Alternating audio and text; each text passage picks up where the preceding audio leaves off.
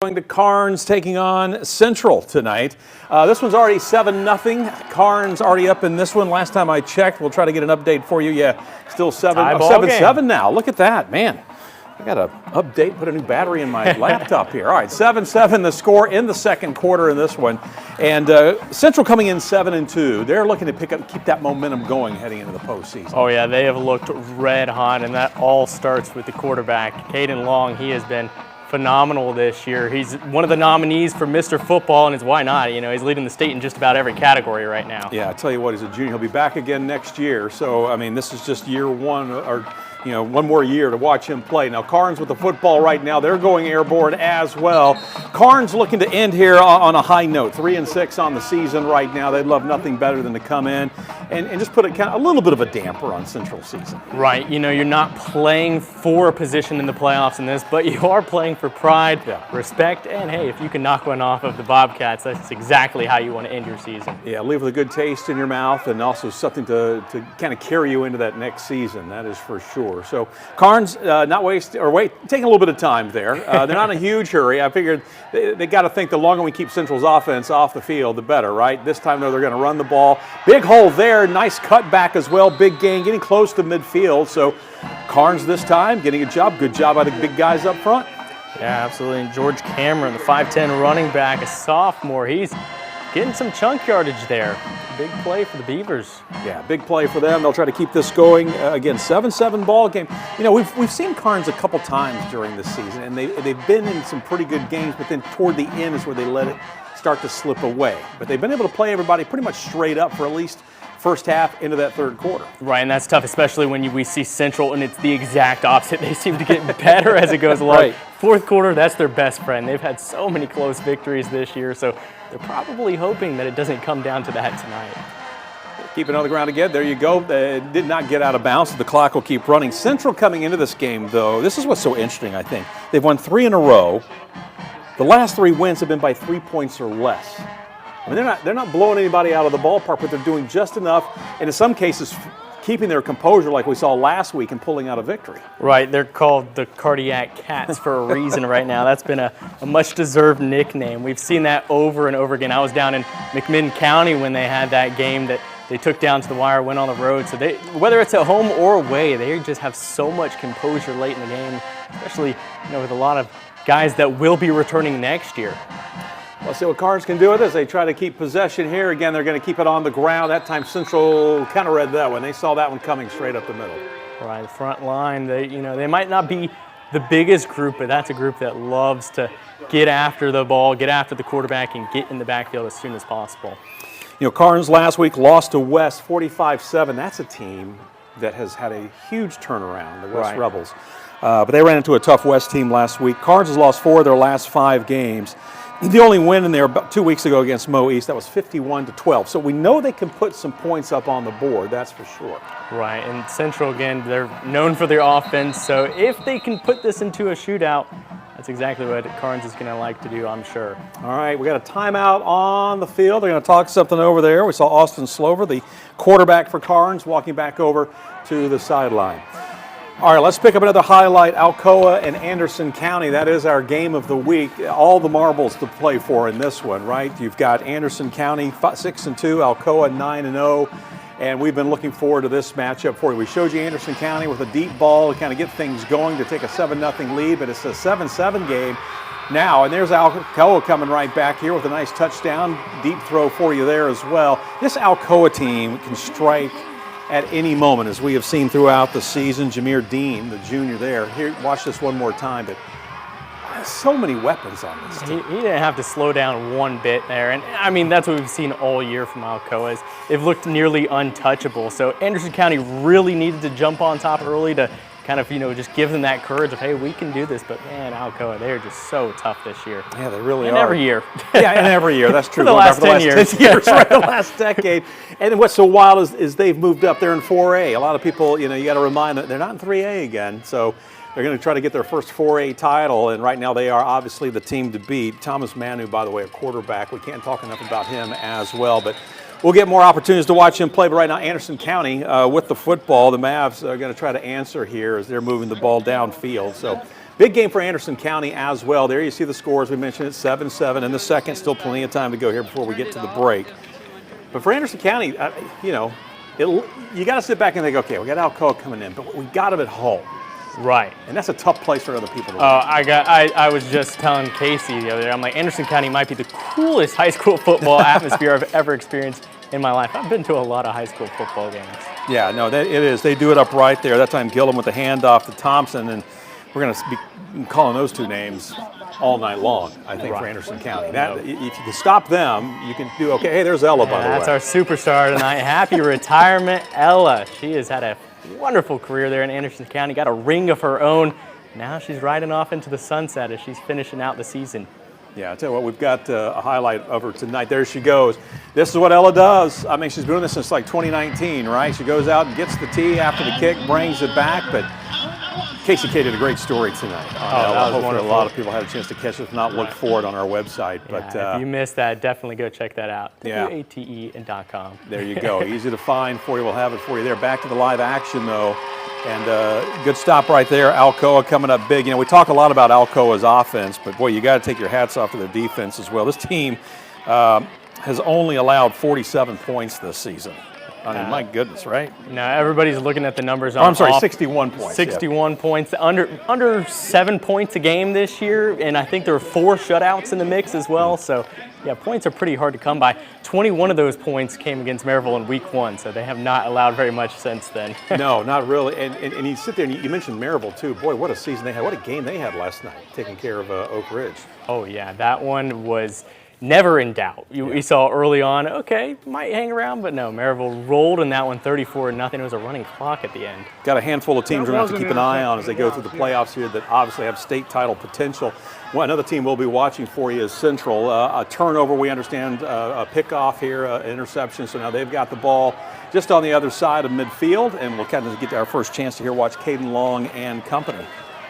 Last time we checked, this one was also all knotted up at 7 apiece. Long, the quick pass. You'll see this a lot from Central as well. They'll go across the middle, but they like to do that quick little out pass too. Yeah, and why not when you got the weapons that Caden has around him? You know, Javson Badgett, he's got guys. Torin McAfee, he mentioned, he listed, 5 or 6 guys off when I talked to him a few weeks back, and he just, it doesn't matter who's on the field. I don't care if it's a freshman, a senior, they're going to make plays for me, and that's why I have the numbers this year. It's not just me. I got guys that can do it all around me. Yeah, and then you look at the line up there. You see the guys standing up there in front of them. They'll be protecting him during this game. Just a good-sized line. I'm trying to see here, 66, Britton Schrader. He's a sophomore.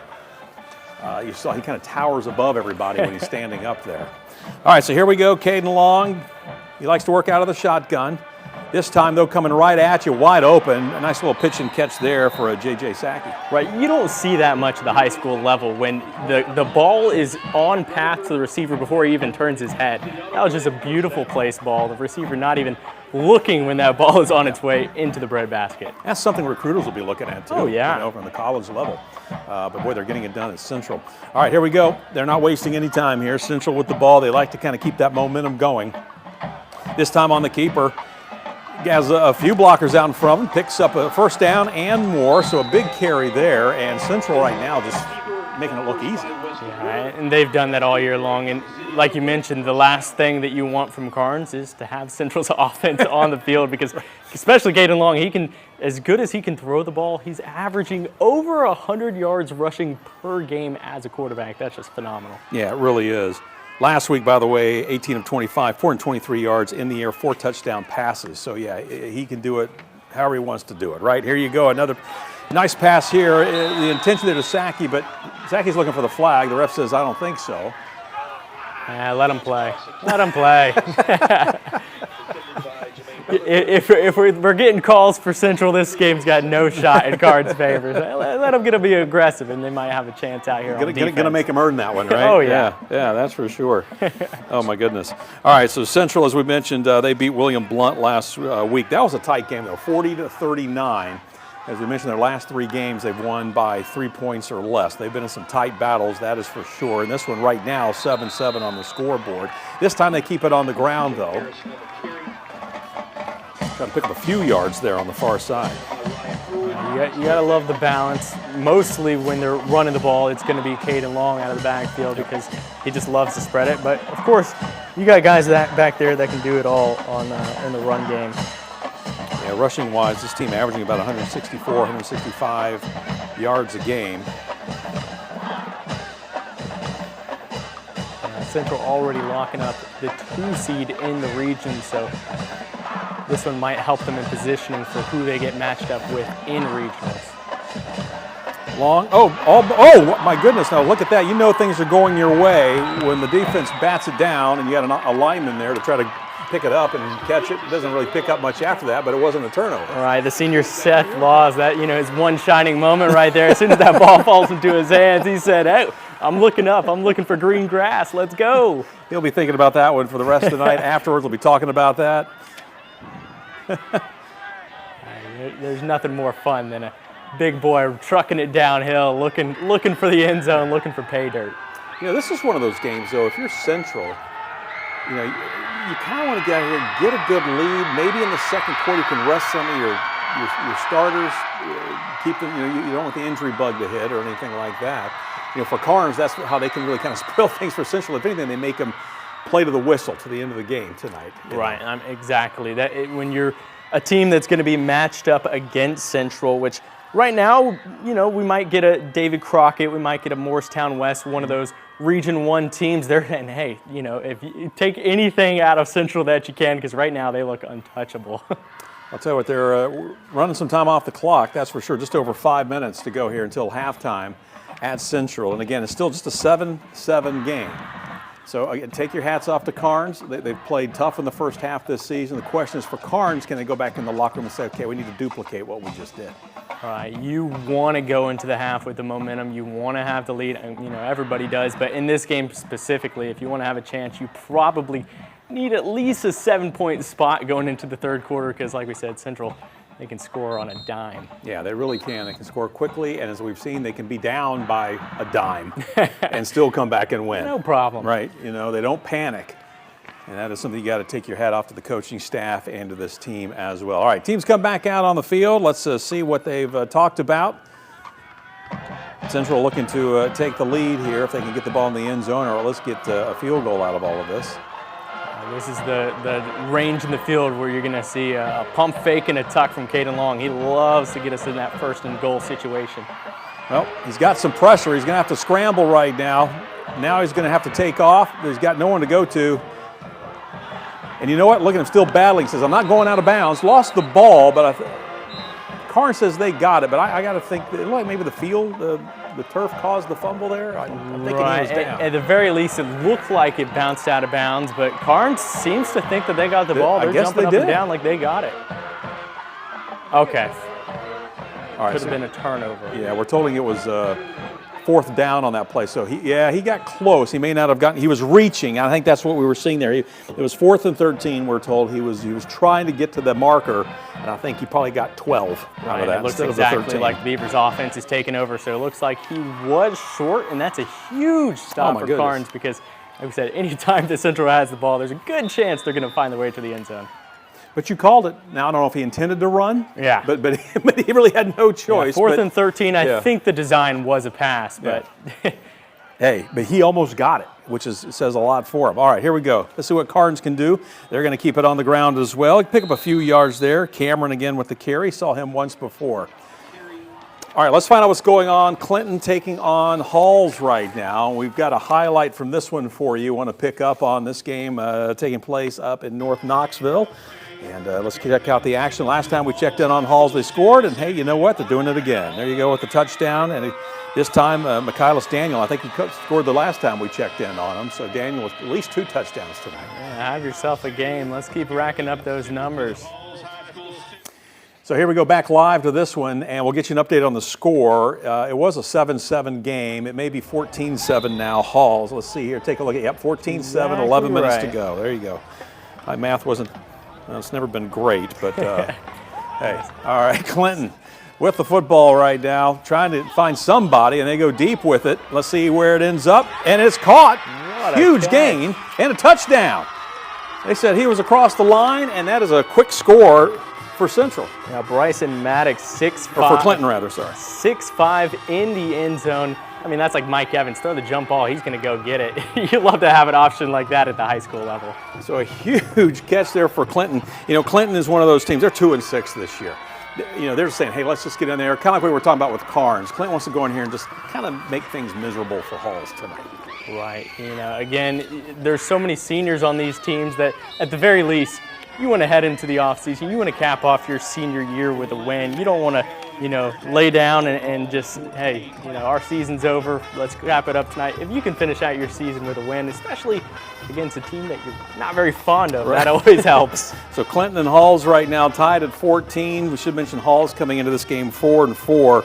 Halls is 3-2 at home this season. Clinton, by the way, on the road 1-3. They love to be 2-3 after this one tonight. But yeah, Clinton, not the greatest of seasons. They've lost 2 of their last 3, but you know, again, a win tonight to kind of wrap up the regular season would be huge for this program moving forward, looking ahead to 2026. Right, and for Halls, they've already clinched a spot in the playoffs, but for seeding purposes, they do need this win because you lose, West leapfrogs you. They go into that 3 seed, and then you're looking at traveling to the 1 seed, Sevier County in the playoffs, who, as we know, the defending state champion. So that's a big seeding purpose right there, is you never want to lose and have to travel to a number 1 seed like Halls will do if they lose. And you know, and I know this happened weeks ago, but Sevier County still thinking about, okay, Grace came in here and beat us. It's going to be twice as tough to go to Sevier County from here on out, right? To playoff atmosphere, all of it. Yeah, exactly. All right, we're going to take a break. We've got a lot more that we're going to bring you. Obviously, we'll be here till 10 o'clock tonight. Still hard to believe. Not only is it Halloween, it's the last night of the regular season. The finale. We'll be right back.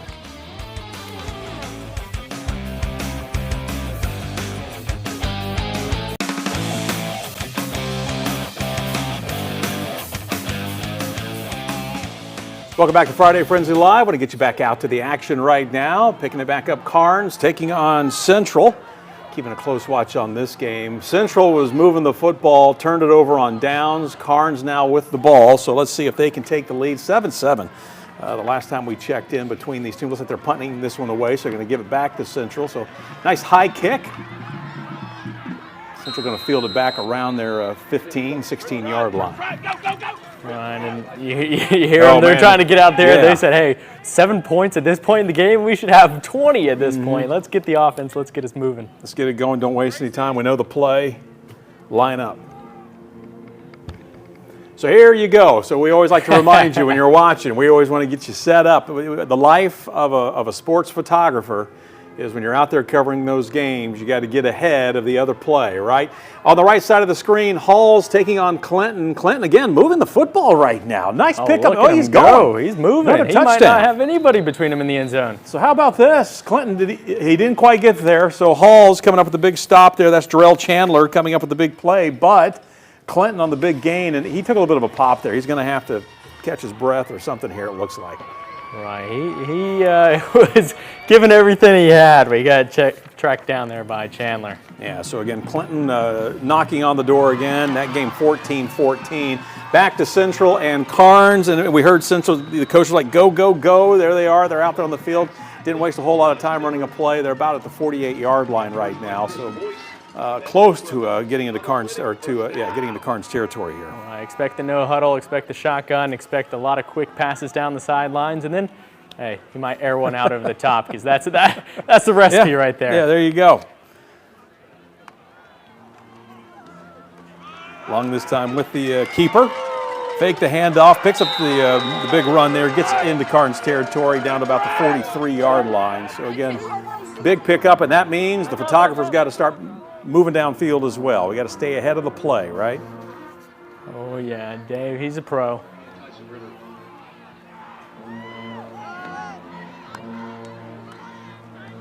Long this time, they're going to hand it off. And another big gain. Looks like Jaden Harris there. Down to about the 35, 34-yard line. Yeah, that offense heating up, and they've only got a minute to work with, so pretty bold to keep it on the ground, but right now they're picking up about 8 to 9 yards a carry. This time Long's going to roll right. Looking for somebody. Does he have anybody? Lets it loose. little bit too much behind that one. Yeah, going for his man Jamison Badgett there, and he's got the hands. He can make a play, but just a little out of his reach. It does stop the clock, though. That is helpful. He should be working around 50 seconds or so left before the break. This will give them a chance to catch their breath for a moment. If anything, for Carnes to catch their breath for a moment. All right, huge momentum drive for either team, especially for Carnes. A stop here, you like your chances in the third quarter. A touchdown, that really swings the momentum. Yeah, that would really feel good going into the locker room, all tied up. For Central, though, if they can put some points on the board here and take the lead, obviously that would be huge momentum for them as well. Again, keeping the ball on the ground. You see Long over there saying, hey, am I just going to down this here? Am I going to spike the ball? He was looking over at the sidelines. I think that's what he's going to do here if they get the snap off. Clock still running, getting close to halftime. Now he's going to look deep here. This time across the middle. Nope. I think he was. There's the flag. We got a couple flags. Yeah, all different colors too. Yeah, it looked like they were trying to catch him by surprise, saying, hey, we're going to down it, we're going to down it. Takes a shot across the middle. Can't connect. So pass interference, the call, so they'll march this one downfield. And back in the red zone they are now. Central under a minute to go here before halftime. We said it before, but this is, you get to within 20 yards, hey, he's going to look over the top and tuck and run. Caden Long loves to find that corner of the end zone after he can get the defense to scramble a bit, but looks like they're going to have a minute to talk things over first. Yeah, they got to sit there and make sure they get the right play, make sure everybody's on the same play, and they got their heads in the game here with 30 seconds. There you go, 30 seconds to go, tied at 7. Looks like ball on the 14. And not worried about the down. We got 1st and 10 yardage at this point. You're definitely thinking touchdown. Yeah, I mean, they would love nothing better than to come away with 6 plus the extra point. Important stuff because, again, this can, obviously you score here at the end. You got to think, you're taking on a Carnes team 3 and 6. If you can strike right at the buzzer, basically, and that's what's going to have to happen here. You see Carnes kind of going in thinking, or at least you hope they go into the locker room thinking, okay, well, let's just get through this, right? Right. Maybe a little gut punch to the will there, but keep the score zeros. Heading into the third quarter is anybody's ball game. You go down a score, and then Central scores a quick one in the third quarter. Not looking good. No. And the same token, Carnes, if they can hold them out of the end zone here, boy, they would go in thinking we can upset this team. Big play and a big hit. Speaking of Carnes, nice job there. As boy, he ought to be pumped up. Nice job by Jason Bourne. Love his movies. Yeah, no, I was thinking the same thing. He's a big hitter over there. All right, so that takes down about 14 seconds. They ran a pretty good amount of time off that clock on that. They must have started the clock once they downed the ball, because that was not a 16-second play. No, I was going to say, where did all the time go? Out of a timeout. They might be putting a couple more seconds back on the clock. Yeah, after that. might want to think about that one. Yeah, out of a timeout there. By the way, we're also watching a handful of games for you around the area. Coalfield up on Oliver Springs, 6-0. So 2 big rivals going at it. Boy, there you see the Sevier County. We were just talking about Sevier County a moment ago. They're up on Mo West right now, 13-0. As you see the scores coming across the bottom of your screen as we're keeping you up to date. Some teams still trying to get into the playoffs. Others, as we mentioned with Halls, trying to make sure they've got a good seed going into the postseason. And other teams just playing for just a good positive way to end the season. Great battle going on, though, up in the Tri-Cities. Dobbins, Bennett, and Science Hill all knotted up at 7 apiece. 2 of the best programs up in that area going head-to-head. All right, let's see what Central can do with the ball on the 14. About 14 seconds to go. Looking to get some points here before they head into the locker room.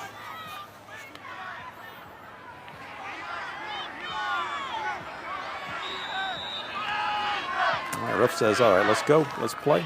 Blow the whistle. Here we go. Here's Long. Looking to his left. Airs it out. Overthrows his intended receiver. Yeah, just a bit long, a little out of the reach, but that's definitely the intended play call. Just run a couple seconds off.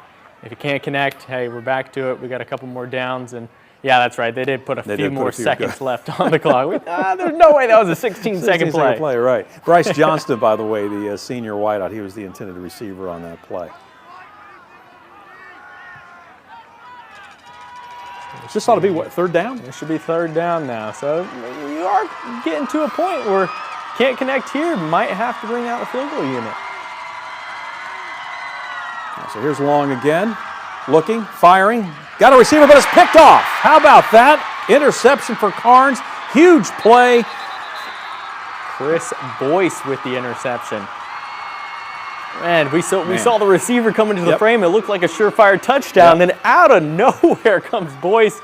And that is, like we mentioned, the momentum right there, all in the Beavers' favor. Right, so they're going to go into the locker room here feeling pretty good. You got to think they're going to come out maybe down this and say, hey, we'll take the 7-7 going to the locker room. There's got to be, I'm going to guess, somewhere around 10 seconds left to go here on the clock. But, yeah, you're right. I was going to call a touchdown. I was thinking this was a score. And nice job by Carnes. 10 seconds, you playing it safe. Looks like we already got a guy back behind the quarterback in that kneel position. 90 yards to work with. You're better safe than sorry. Well, we are sending the receiver out wide. Let's do let's see. Let's see what they do. Maybe just run it, hang on to the football. There you go. They keep it on the ground. Big pickup, cuts it back out to the outside. He's still going. Again, that's George Cameron. We've called his name a few times tonight. I think either Central was thinking either they're going to down it or look for the pass. And I tell you, hats off to the Carnes offensive line. Hey, keep it on the ground. If you break one out, hey, best case scenario, if it downs it, let's go into the half. 7-7 like we see right now, all tied up. So Carnes has got to feel great going into the break here. Central's got some things to talk about heading into the locker room, as again, we are all tied up here at 7. All right, let's check back in with Alcoa and Anderson County. One of the big games of the night, a lot at stake in this one, happening up in Anderson County. So let's get you updated on what's going on there. We've got a highlight for you here coming up. Again, Alcoa on the road, wrapping up their season, looking to stay unbeaten, and here they are doing what they do best, the pass and the touchdown. Jacoby Cooper, the senior, on the receiving end there to score. And then we've been told it looks like maybe they scored again. We see Thomas Manu there on the far side, number 18. That's the quarterback, or number 8 rather. No, that's my bad. Jacoby Cooper. Yeah, Jacoby Cooper, number 8. So Alcoa finding the end zone a few times here. So the extra point now looks like they're lining up for Alcoa. Kyron Tyson with the kick. That thing's still going. Off into the night. Into the cow pen back there. All right, so there you go, 21-7. 21 unanswered for the Tornadoes. Is anybody surprised? Nope, not at all. But as we saw at the beginning, Anderson County, I mean, their first possession, I mean, they had the ball in like the 2. Oh, yeah. And went 98 yards for a touchdown. Yeah. I mean, this team's got a lot of firepower as well offensively. Yeah. Right. They're not afraid. You know, certainly if there's any team that you don't want to be in a hole to, it is Alcoa. But, hey, they like their chances for a comeback, I'm sure. All right. Yeah, they're not going to give up, especially in front of the home fans getting ready to head into the playoffs. We mentioned Coalfield taking on Oliver Springs. Here's the highlight for you. Take a look at it. Coalfield's up in this one. Just a few yards out. Nice job there, Coalfield. Putting the ball in the end zone. Jaden Bunch, a senior running back, gets a few blocks and powers his way in there. Does a great job, and yeah, he's off and celebrating. So Coalfield on top of this one. 6-0 is the score right now on top of Oliver Springs. That game, by the way, kicked off at 7:30. Yeah. But this is another close one to watch. Both those teams, Coalfield 7-2, Oliver Springs, the Bobcats 6-3. Yeah, to talk about a heated rivalry in Class 1A. Coalfield has won 5 consecutive region titles and always over the 2 seed in that region, which is Oliver Springs. So right now, Oliver Springs, we really need to get one. We really need to pick one back. And every year, it is Coalfield that gets us. Yeah. Well, I'll tell you what, Coalfield, what they beat Greenback. I was just looking here, 35-0 last week. They lost their first 2 games of the season, and then they ran off 7 in a row in the win column. Yeah, you always want to be playing your best football in October, November. So that's right. Who cares what happens in August, right? Yeah, exactly. Still trying to fine-tune things. All right, let's go back Clinton at Halls. Checking on the action there. Ooh, small earthquake? Nope, just getting everything ready. All right, so this has been an interesting game, and we've been watching this one for you. There you go, 14-14, nothing but 5s there on the clock until we hit halftime for you. But 14-14 is the score. We've seen Hall score. We saw Clinton come right back with a quick strike. Now, we saw them pick up a big play a few moments ago, but obviously they weren't able to capitalize on that because Clinton was knocking on the door looking to possibly take the lead, but obviously they were not able to get into the end zone, so we're still 14-14 here in the second. Right, Clinton, you know, they're not playing right now like a team that has nothing to play for. They're playing like they can get into the playoffs, and they're moving the ball up and down the field. Well, here they go again, keeping it on the ground. Nice pickup here on second down. Still going, breaking a few tackles. Huge run, and we're going to put some more points on the board. Let's find out. That's Cameron Anderson. He's running. He's trying to outrun about 3 or 4 Hall's players, and did he get in? It looks like he got that pylon to the ground. That's good news. We're going to find out here in a second. Anytime you see that pylon tipped over, there's a good chance that he scored.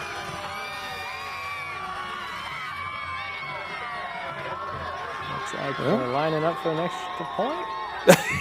Question mark?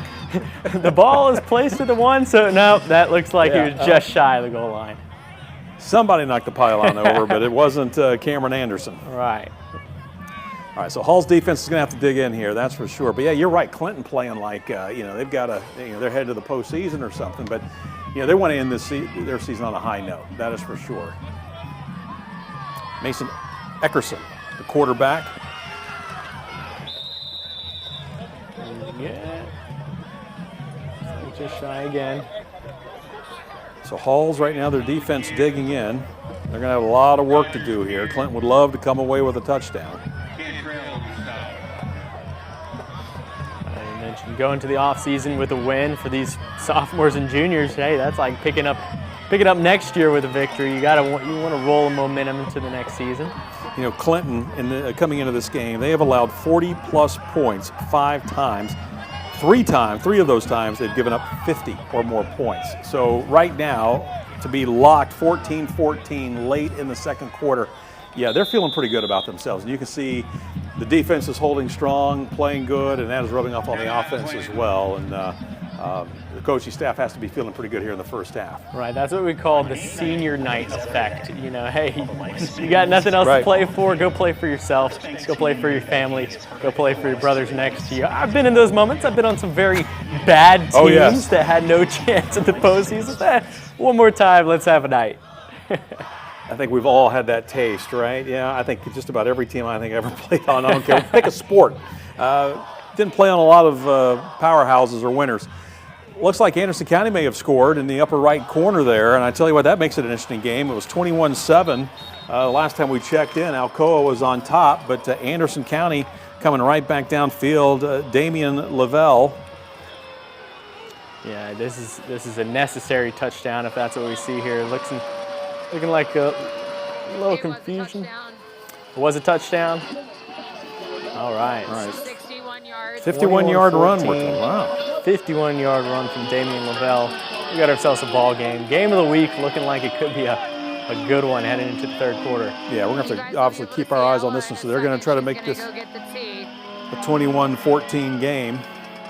Oh, yeah, and we'll stick around. Hall's, by the way, and Clinton up in the upper right corner. Clinton knocked on the door, but that Hall's defense, Clinton had the ball on the 1. And, Hall's is going to make it hard for Clinton to get the ball into the end zone. That time, looks like Jackson Harrell really had nowhere to go except backwards on the carry there. So Clinton's still going to talk this one over and think about it. They'd love to get some points. As you can see there, 14-14, I think, is the score still over there. And you can see where the ball is right now, but third down is what they're facing on the 4. All right, let's see if Anderson County can close the gap even more here. The extra point is up and good. Both these teams have some great place kickers.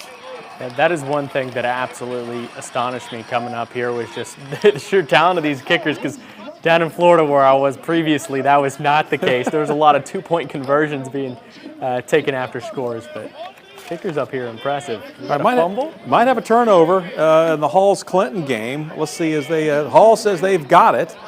Let's find out. And the ref looks to be pointing in Hall's direction. It looks like right there on the ground, so let's see. So a huge stand for Hall's. That could have also been 4th down. Could be if it was not a fumble. Right. On the recovery for Hall. No, on the recovery. Here's the PA. So yeah, a fumble.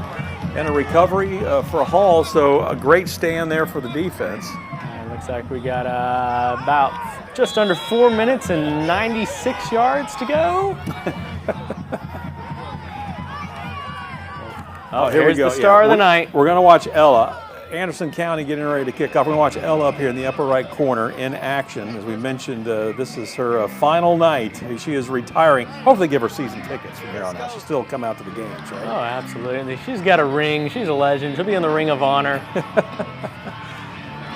Got a flag on the field, by the way, in the Halls game, so we'll try to figure out. It looks like they just picked it up. All right, so. Yeah, no, she's nearing retirement. She looks like she's in her prime right now. She's rearing and ready to go. She is set. One of the best. She has been to state games. She does more than just get the tee. If you were with us tonight at 6 o'clock, Casey K kind of running down all the different things, works with kids. Just so much that she does, makes a number of appearances. We'll watch her, but we're also going to watch Halls here. Oh, great defensive play, though, by Clinton. Actually, it was a fake. I think we were all faked out by that. There goes Ella, by the way, off to the 25, gets the tee. We'll look at that like a true professional, maybe the best pickup and carry of the night. You're telling me I have to stop doing this? She's still looking good. I want to keep going.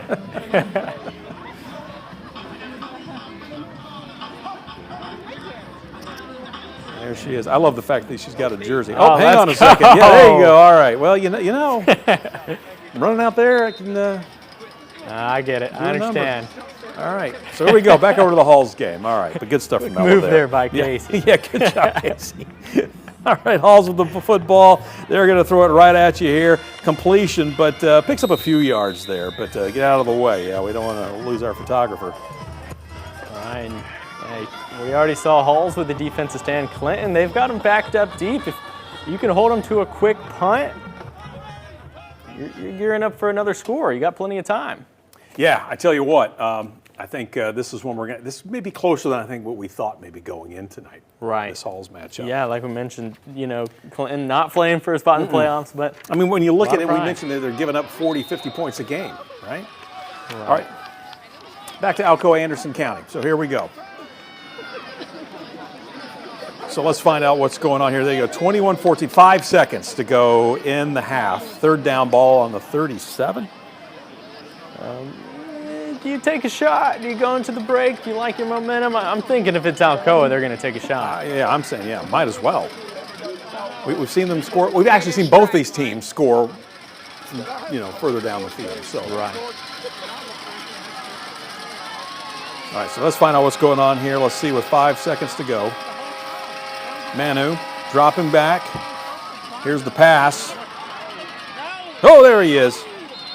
Caught and a nice big pickup. That should be it for the half. Got out of bounds. I'm thinking it's more than 5 seconds. Yeah. That's more than 5 seconds. Wow, close game though, 21-14. Again, Anderson County, you'd love to be up, but down 7, still plenty in striking distance. Yeah, all right, stay with us. We got more Friday Frenzy Live in just a moment.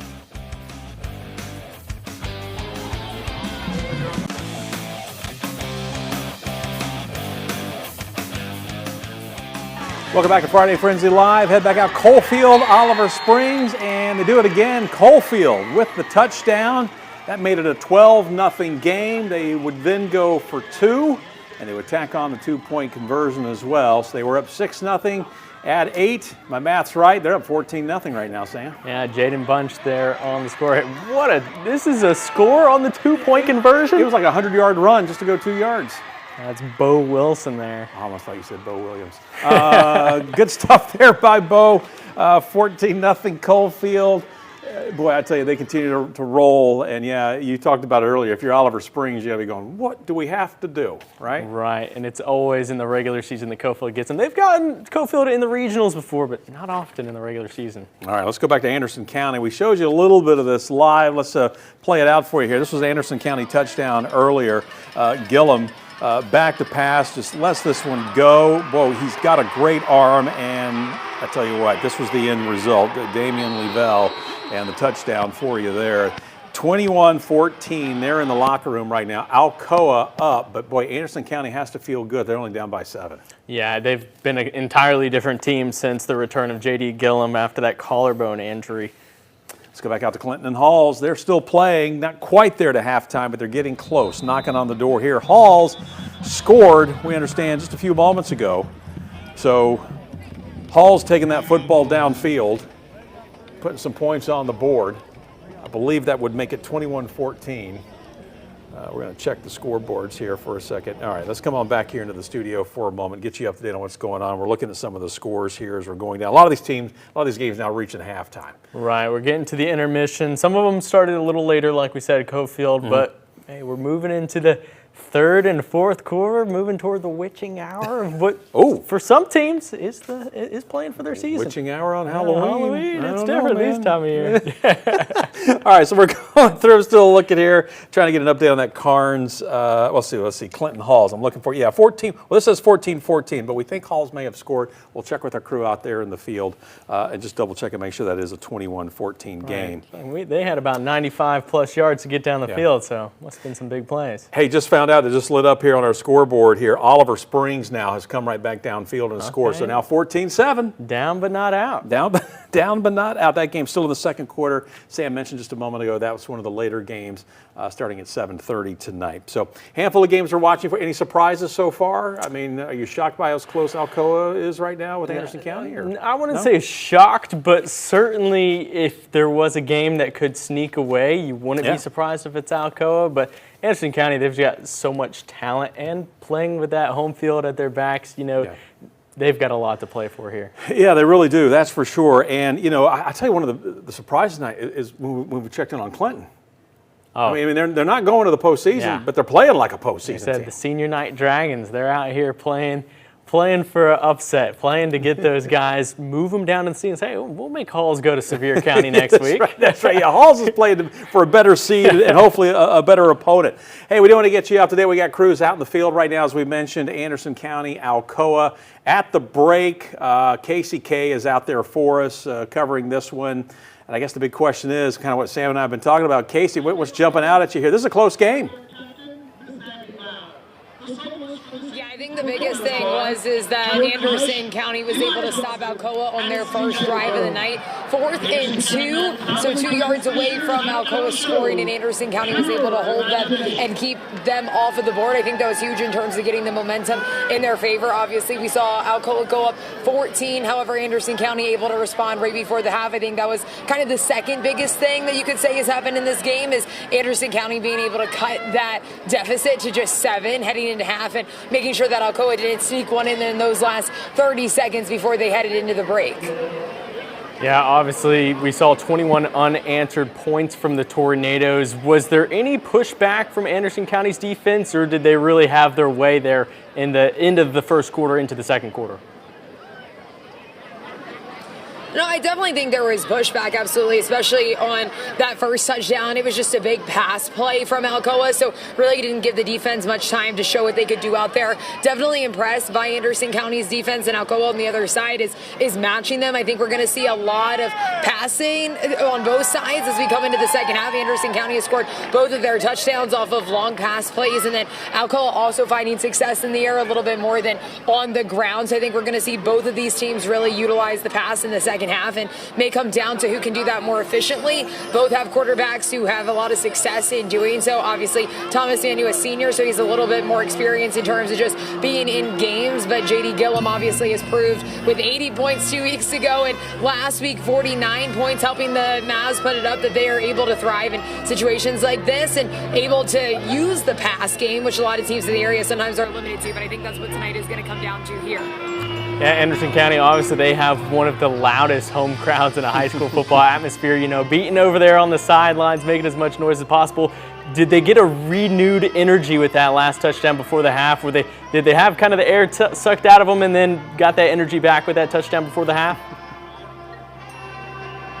Yeah, the energy was definitely a little low from the crowd when Alcoa put up those 21 unanswered points. I do think we got a little bit of energy back. I think if they can come back out and stop Alcoa, Alcoa does get the ball to start up the second half. So if they can come out, stop Alcoa, and then maybe get at least something moving, something promising, I think we'll get even more energy ignited into the crowd. We got Ella, she's over here roots on my right a little bit. So she's, a big fan favorite that the crowd wants to see go out and get the tea. So I hope we can get her a few more teas to retreat before this one ends. And the more All right, yeah, we'd like to see Ella back out there at least a few more times as she wraps up her career. Casey, thank you. The band's going to run over you here in a second, so we're going to let you go. They're right there over your corner, so catch your breath and enjoy the halftime show out there in Anderson County for us. All right, let's get you up to another game we're watching for you. Late score coming in, Oak Ridge and Coalfield, and yeah, they're coming right back here, Sam. Yeah, Oliver Springs, they said 5 years in a row. We're trying to snap the streak. Not off to the best start, getting down in a 14-0 hole, but right there, that's Jackson Jett with the score. That's going to cut us to a one-score game as we're nearing halftime. All right, we got another highlight coming in for you as we're bouncing around some of these games, getting close to wrapping up here in the first half. Take a look at Halls, though, in action. They were dropping back.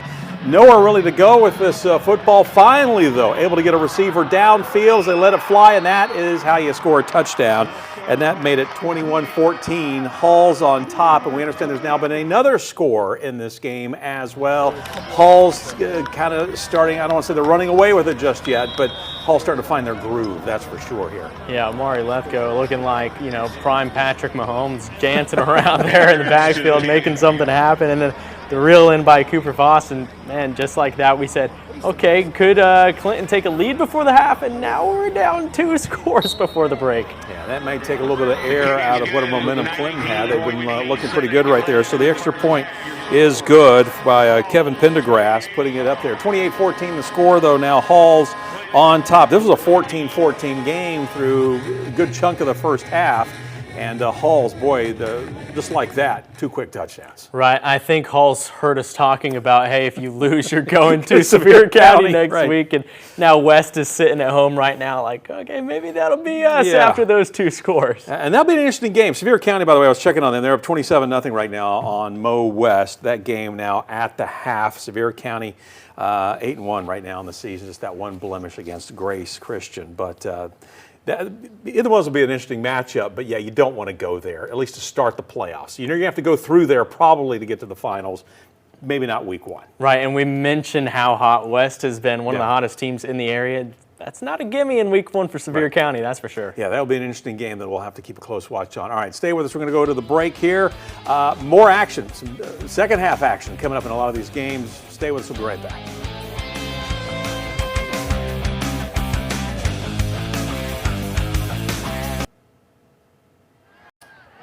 All right, welcome back to Friday Frenzy Live. Second half action now underway. Carnes at Central. We got a turnover? Yeah, looks like the Beavers think they got it. Wow. And they do. My goodness.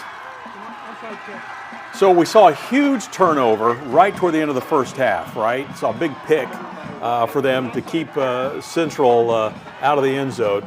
Central, we understand, just went for an onside kick to open things up here, and Carnes said, I don't think so. Yeah, they said, momentum, let's roll with it. Everything was rolling in the Beavers' favor, and it looks like they might have gotten the onside kick. Looks like they might have kicked and recovered an onside kick. Yeah, so that's why they're celebrating. It looks like maybe they got the football. So what a great way to come out. Sometimes, you can catch, we've seen this at all levels. You can catch your opposition napping right out of the gate, right? Especially if you don't have a lot to play for. Why not come out and try an onside kick? This is that 2009 Super Bowl between the New Orleans Saints and Indianapolis Colts. Peyton Manning going for a second ring, and Sean Payton had other plans. Yes. Onside kick out of the break.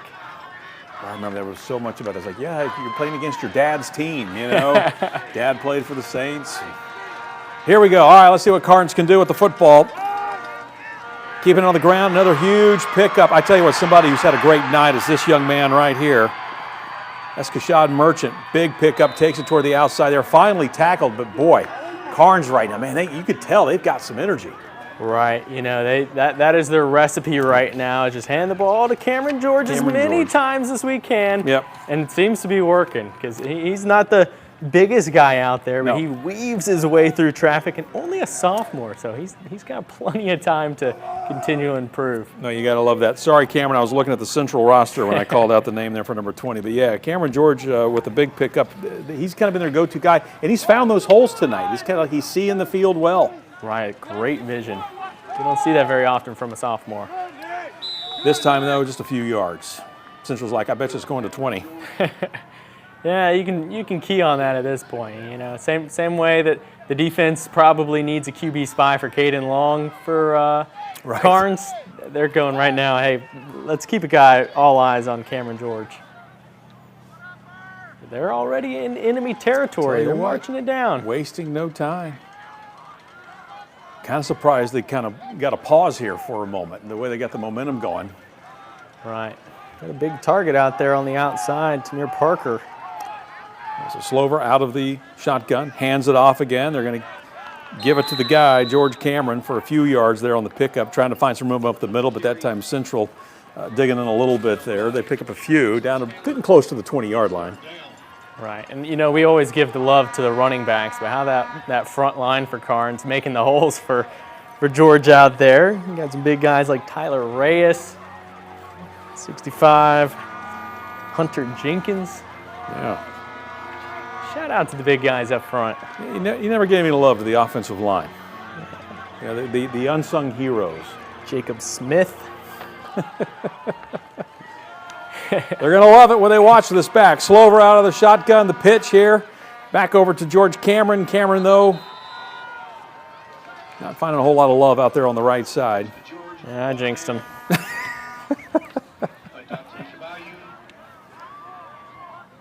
Moving back behind All right, the so let's end see. zone. So that We brings like up fourth down on the 22.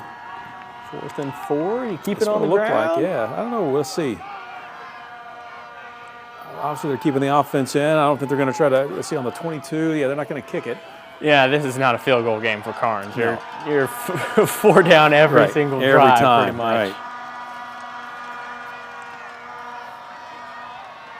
All right, so you got Cameron in the backfield. Saying hard count.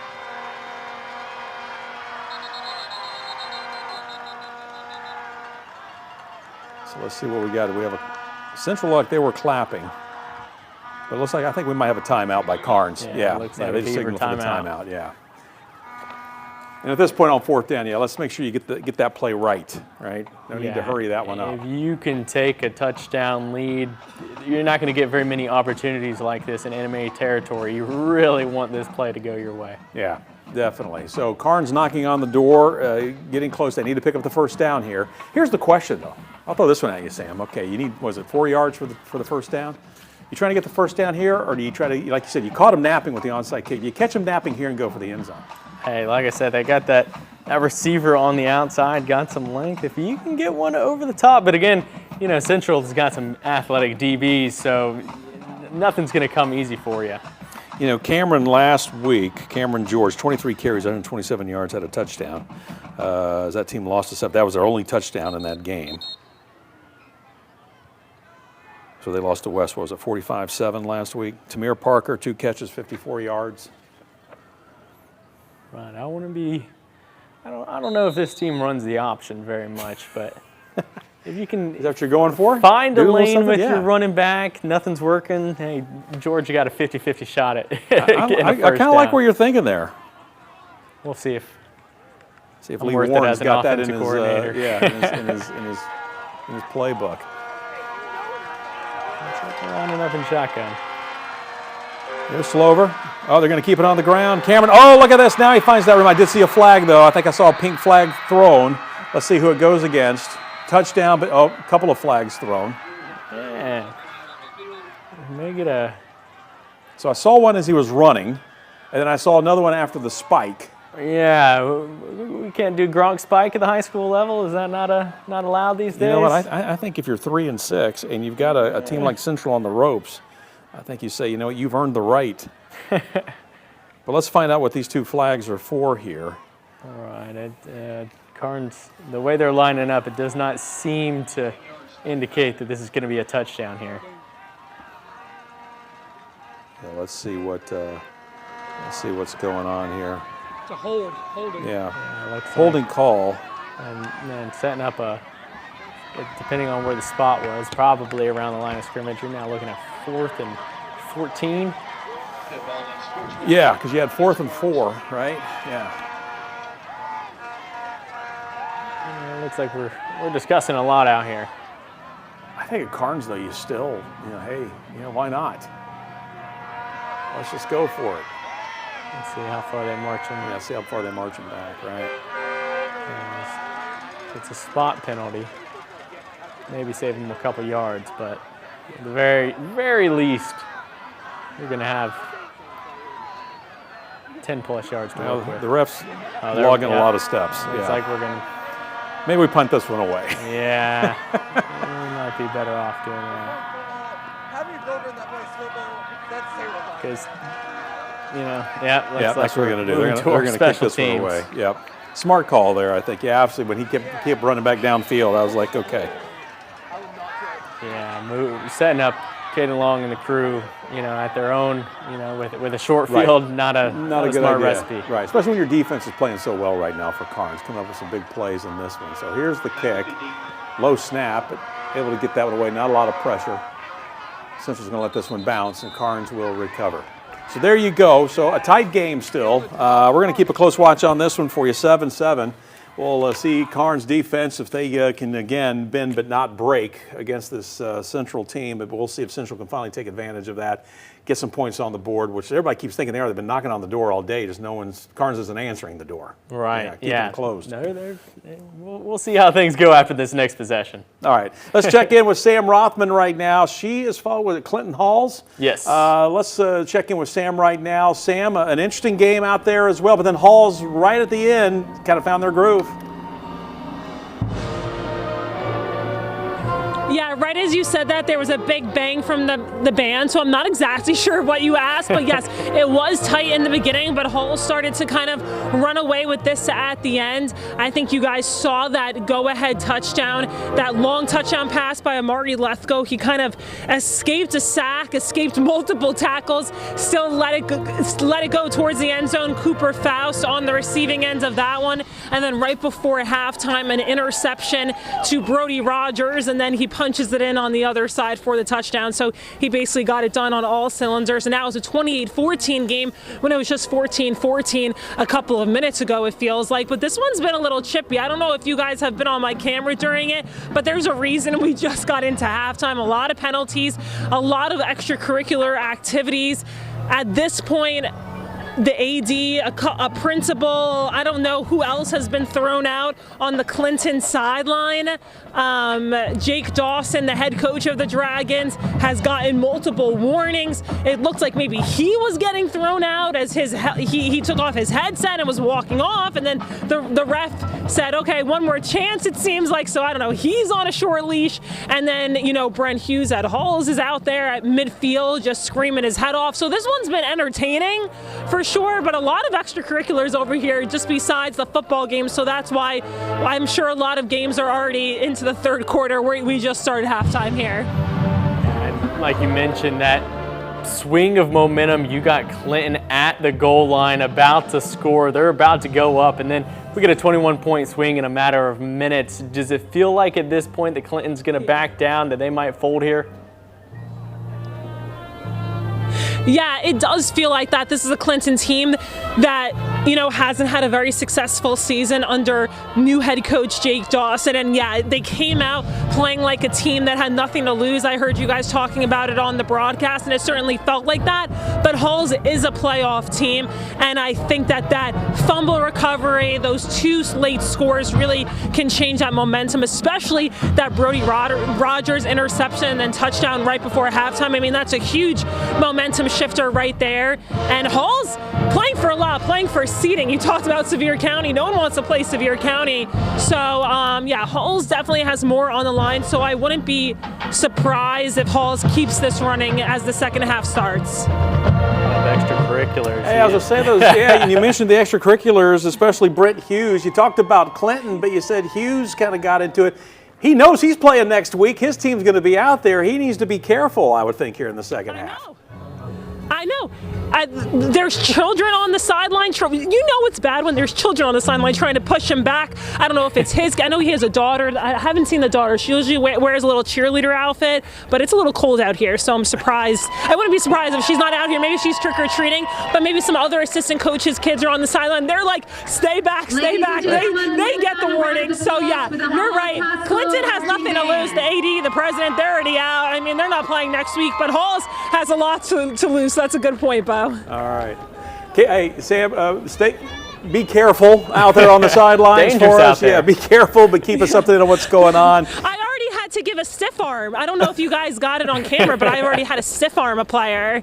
Yeah. Well, put it in your stats. Yeah, you'll put in your stats. One stiff arm. All right, Sam Rothman, thanks so much. Should be an interesting second half. We'll keep watching that for you. All right, let's go back out to the action for you right now. Take a look at what's, I think we're going to Cards Central. I think is where we're told we're heading back out to. Yeah, Cards at Central in this game. So let's find out. Here we go. Central knocking on the door. And there you go, straight up the middle, and that's a touchdown. And 6 points there for Long, and he's not happy. It looks like one of the Carnes defensive players kind of grabbed his jersey after he came through, but kind of kept his head and didn't throw the ball at him or anything like that. So a touchdown for Central as they're now on top. That's a huge touchdown for this team to take a 13-7 lead. Yeah, like we mentioned, this is a team that they've been in so many close games. They're like, can we please just go into regionals with, give our starters some rest.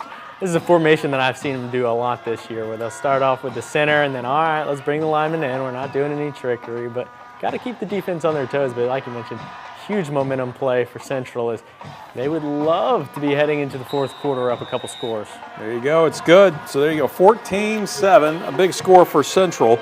And Carnes, we'll see what they come back with here. Carnes is a bit surprising tonight, the way they've been playing against Central. Not going to break their back by any stretch, giving up that touchdown, but if they turn it over and Central goes up by 2, we'll have to see what happens there.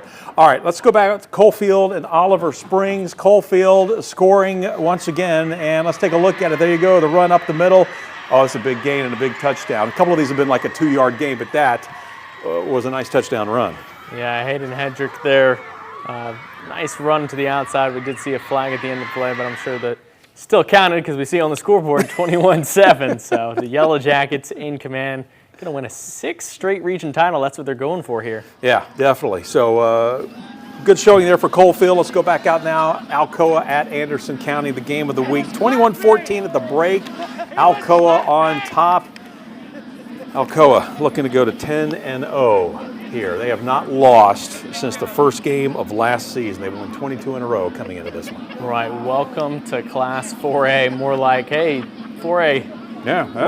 Looks like 3A. This is our party to crash here. We're coming in. Nothing's going to change for us, and they're rolling. We talked about earlier this season, at the beginning of the year, Gatlinburg-Pittman was like, thank the Lord. That's right. Which, Alcoa by the way, is out of our classification. We should point out GP, by the way, up 42-7 right now. There you see the score, 9 minutes here to go in the third, 21-14 to kind of get you up there on what's going on with Alcoa on top. GP looking to go to 10-0 as well tonight. They're up 42-7 on Chucky Doak, so they are well on their way to that unbeaten season. All right, let's see what Alcoa can do here. They lead it, as we just showed you the scoreboard, 4th down. And looks like they're going to kick this one away. It's always great when your quarterback is also your punter. As I mentioned a couple weeks ago, shades of Danny White when he was the quarterback with the Dallas Cowboys. He was also the punter. You never knew what he was going to do. Was he going to kick it or was he going to pull the fake? Back. Exactly. So it keeps the other team on their toes a little bit. So, all right, they had to punt it away. We haven't seen a lot of punts from Alcoa this year. Yeah, anytime that you can see them kicking the ball when it's not lined up after a touchdown, that's the best thing you can ever ask for. And obviously there'll be some confidence building there for Anderson County as they look to tie it up with this drive. All right, we're going to break for a moment. We're going to come back. We're going to find out what the Mavs have up their sleeves as they look to make it a 21-21 game. Or can Alcoa keep them out of the end zone? We'll find out in just a moment.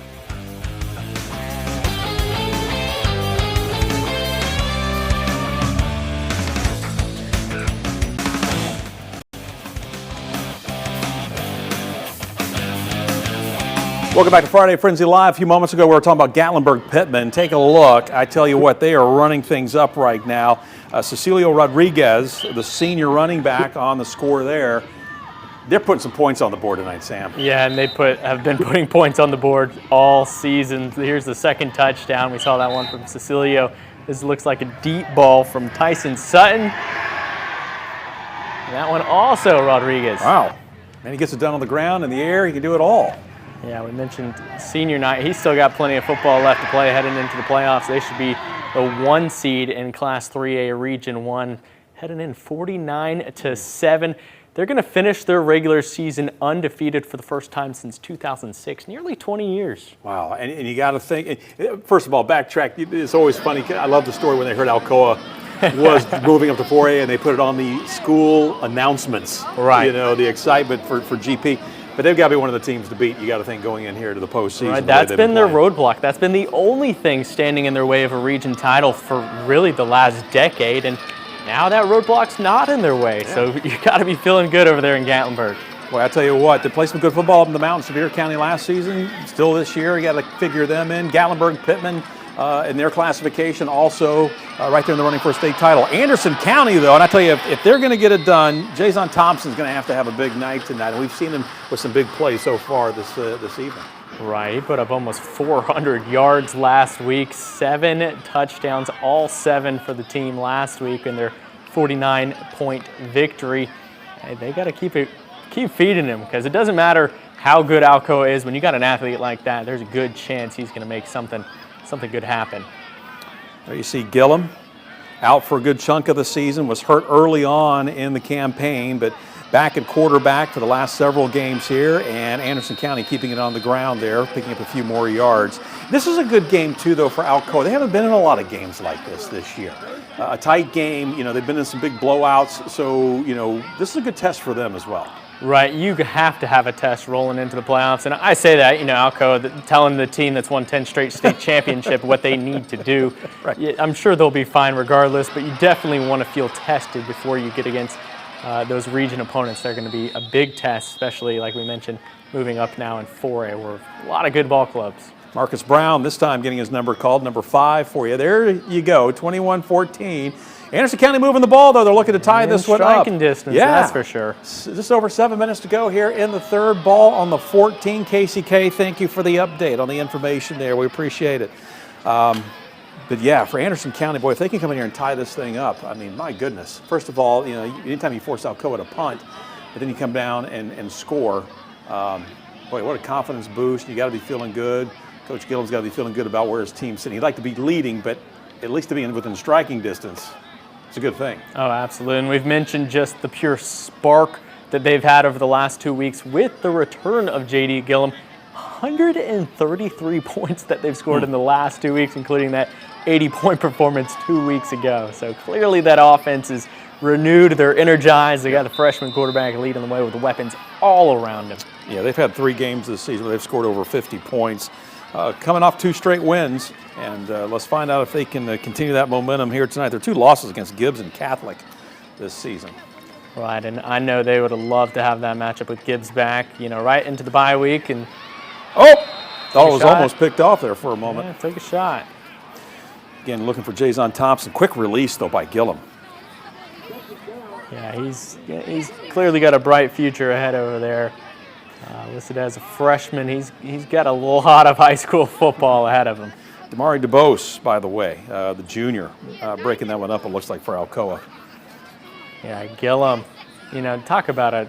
There's comebacks where it's like, okay, you missed your freshman season, you're back for your sophomore year. How about breaking the collarbone at the beginning of the season and coming back in the same season to now be in this shape?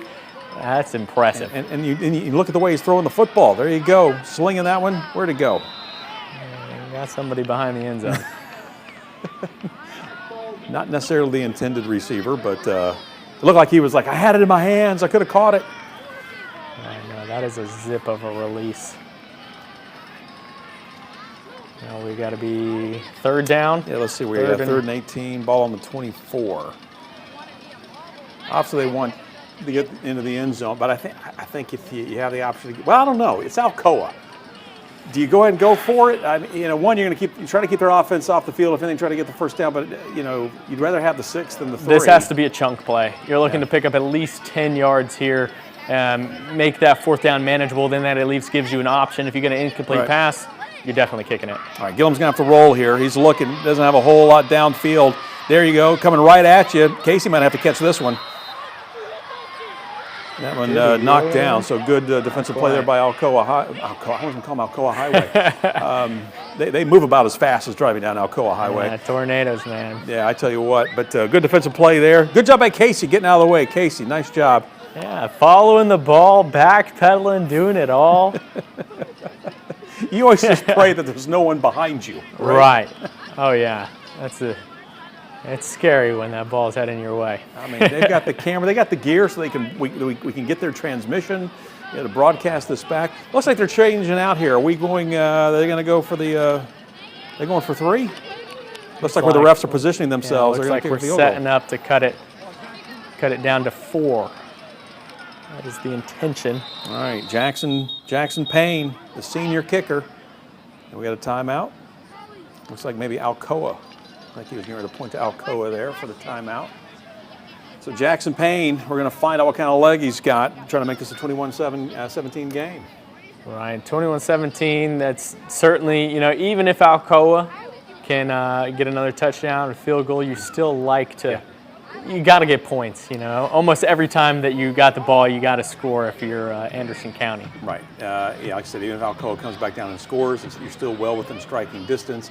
And at the same token, if you at least come down, get some points, it gets the confidence going. You don't start second guessing yourself or start getting down on yourself. It's like, well, we had chances and we blew it. No, you came away with 3. Yeah, Coach Nick talking to his guys, and we see in the top right corner, looks like Central's trying to increase their lead, playing at home tonight. Yeah, they were up 14-7 last time we checked in the early moments of the third quarter. Well, looks like we got that same score right now, and we're ticking down toward the end of the third quarter. Yeah, it should be the end of the third quarter. Yep. So still 14-7. Carnes, though, making it tough. Yeah, Carnes. Central tonight. Carnes not bowing down to them. All right, let's find out if Anderson County can put 3 points on the board here. So again, Jackson Payne. There it goes. And it's good. That's good. I'll tell you, that one was close to being tipped. We had a rusher back there. He was in the backfield. He was ready. He was get ready. It. Central, by the way, with a big pickup you saw on the right side of the screen. So I was watching the ball sail through the uprights. On the right side of your screen, though, Central with a big play, moving that ball downfield. Looks like they're now in the red zone. But that's 21-17 is your score. Anderson County keeping this one tight against Alcoa Highway. Oh, my goodness. Just smack me next time I say Alcoa Highway. 21-17, Tornadoes on top. Let's see how they counter in this one now if they can come back down and put some points on the board. All right, here's Central. There you go. There's Long right in the end zone. Aiden Long. Big touchdown. Very surprised. Second rushing touchdown of the evening. He's double digits in rushing touchdowns this year. A producer came in the ear and said, "This is Central Highway." I'm not going to hear the end of that one. I think I've called him Alcoa Highway so many times. That's what happens when you work in news. And you get a chance to come back over in your old stomping grounds and work some sports. Here's the traffic report. Here's the traffic report. I tell you, Caden Long, he's moving. All right, everybody stop. All right, here we go. All right, let's see what happens Central right now. We're going to make it a 21-7 lead. This one was close, but it looks like they're now starting to get control of this one against Carnes. That one is up, and it is good. So the senior Devin Cole, 3 for 3. There you go. Yeah, I tell you what, all the kickers. Have we seen a missed extra point or field goal? I don't believe so. We've been good. Might be a first. We have been good. We're going to jinx it. Knock on some wood there. I know. All right, 21-7. Central on top of Cards right now. Cats got to be feeling pretty good about themselves at this point. Right. One more touchdown. You get that 3-score lead. You might start sneaking in the backups, rest up before the playoffs. But, again, knock on wood. Don't want to jinx anything. Right. Carnes is playing well. All right. Hey, we got a lot more for you. Stay with us. Keep it tuned right here. Friday Frenzy Live. We'll be back in a moment.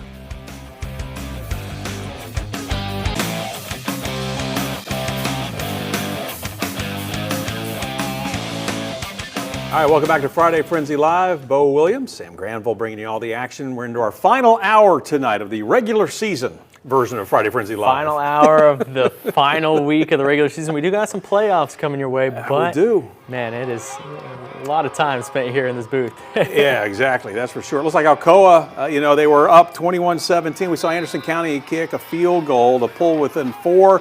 Alcoa comes right back, and that's probably why you saw Gillum say, let's get some points and keep this one close, because you never know, Alcoa may come right back down. It looks like they did. So let's find out what's going on here. Or at least they're knocking on the door. We'll try to get an update for you here. Like Condis Cherry might have scored, or at least got us, set up first and goal at the 3. At the 3. 2. Looks like the 2. All I know is there are a lot of people yelling. Figuring it out. Yeah. No, it wasn't touchdown. 27-17. Okay, yeah. Condis Cherry got in. So let's see if they make it 28-17 here. Go back up by 11. Yeah, that field goal, now you're looking at that field goal is necessary, because if you miss that field goal and now you're down 14, things aren't looking quite as sweet, but defense for Anderson County definitely can't have too many more touchdowns for cushion at this point. All right, so let's see if they can tack on one more. Alcoa comes back downfield, puts 6 on the board. There's the snap, the kick. It's no good, just to the right there. Yeah, I thought it was a little close to that. Yeah. That upright. So now 10-point game, touchdown and field goal. You're really feeling good about that field goal decision now. Yeah, you're feeling good if you're Anderson County. That is for sure. For Alcoa, though, obviously, I don't want to take anything away from them. They're up by 10 right now. We don't see them in a lot of tight games. That's why we're kind of sitting here talking this way. This is going to be a good game. We knew it was going to be a good game, but just a 10-point difference, huge there. A game that wasn't close. Sevier County, that's now a final 40-7 on Mo West. But you were looking at the breakdown. We're still thinking Mo West, the Trojans, that they're going to see some more playing time here. Right. There's one thing that is true, is not all regions are created equal here in the state of Tennessee. And Sevier County, the clear favorites in that Class 5A Region 1. But Mo West, they came into this week in the playoffs at 2-2 in the region and 3-6 overall. So with a loss here, you could be 3-7 and still be dancing next week. Still got a chance. Because, like you said, really what it comes down to, do you play 500 ball, maybe a little under, a little over in your region? You're in pretty good shape, right? Especially if you're taking 4 teams. You get in, but that sets you up with a road trip to Powell next week. So clearly not an easy one for the first round of the playoffs. All right, let's get back to Clinton and Halls. You heard from Sam Rothman there at halftime. We had a lot of extracurriculars in this game. A few people have been tossed. Not so much players, but administrators, it sounds like. But hopefully they can just stick to the football. Still 28-14, 9:57 to go here in the third. Hall's on top. This was a tight game. It was 14-14 for a good chunk of the first half. And then all of a sudden, Halls just said, hey, here we go. They kind of got things going, and we saw 2 quick scores by them right before the break. Yeah, we saw the Dragons tie ball game at the Halls 1-yard line. They could have taken the lead. And then very quickly we saw, nope, that momentum swinging way in the other direction. We now have a 14-point deficit. And you were talking about, too, Halls for this one, they're playing for seeding now. So if you were saying earlier, if they lost this game, and they could still lose this game, it's only a two-score game, Sevier County's in their future. We saw one tonight. That's exactly right, because West, who's been rolling into the postseason, they're going to leapfrog into that 3 seed because they have the tiebreaker against Halls. But the way things stand right now, with Halls on top, then it's going to be West. Halls victory, West has to travel to Sevier County. And that's going to be an interesting matchup with the way West has been playing. Oh, yeah, absolutely. And West could make that one a competitive battle over there, because Sevier County maybe not the team we saw last year. They're clearly still a good ball club with wins over Greenville, and, they clearly have a shot to win that region, but might not be the juggernaut that we saw last year that rolled into the with an undefeated season. All right, Hall's keeping this one on the ground as they now start their march toward the end zone. Michaelis Daniel, see his name called several times tonight. He scored a couple touchdowns as well for Halls. Yeah, you got things rolling for them early with, I believe, the first 2 touchdowns of the game were heading off to him. Got a timeout. So they run one play and say, hey, we're on Friday Fringe Live, let's talk about it. Yeah, we'd prefer you guys get a look at us over here on the sideline and making plays up the field. Beautiful red jerseys. Yeah. Oh, we also do have a player down, so it looks like we had that. Maybe it was an official's timeout on that one. So we'll take back some of the laughter there. We didn't see the player down on the field, so hopefully he'll be okay for you. We're watching a handful of games though. Take a look. You got Halls on the left. We've got the Mavericks and the Tornadoes on the right. A 10-point game, Anderson County down. Gillum looking back, but now going to try to run with it, and that time Alcoa, they just close on him quickly. Yeah, this is a gut check drive for the Mavericks, but the defense there, they are all over in the backfield. Alcoa's got some big boys coming after the quarterback. Yeah, they really do, and this has been a tough, as we mentioned, they've only given up about 61 points a game this year, Alcoa. They are tough to move the ball on. They are definitely tough to score on, that is for sure.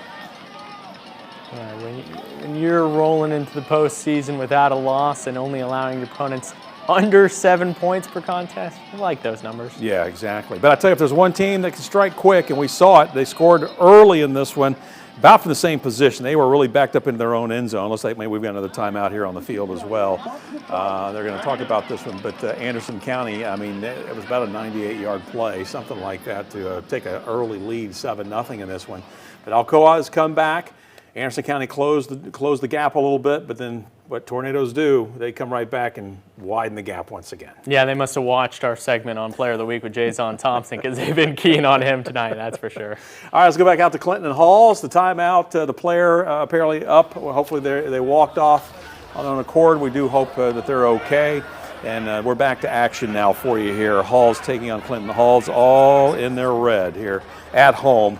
As they're looking ahead to the postseason, like to finish with a win here, keep that momentum going into the postseason, and they'll keep it on the ground.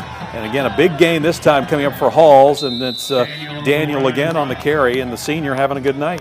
Yeah, who else? You got to keep the momentum rolling as you're headed into the postseason next week, and they look like they might be ready to go on a run, maybe pull off a road victory next week, whether that's at Sevier County or at Tennessee. They've got a shot to go on the road and pull off an upset. No huddle that time. Lethgo's pass, though, incomplete.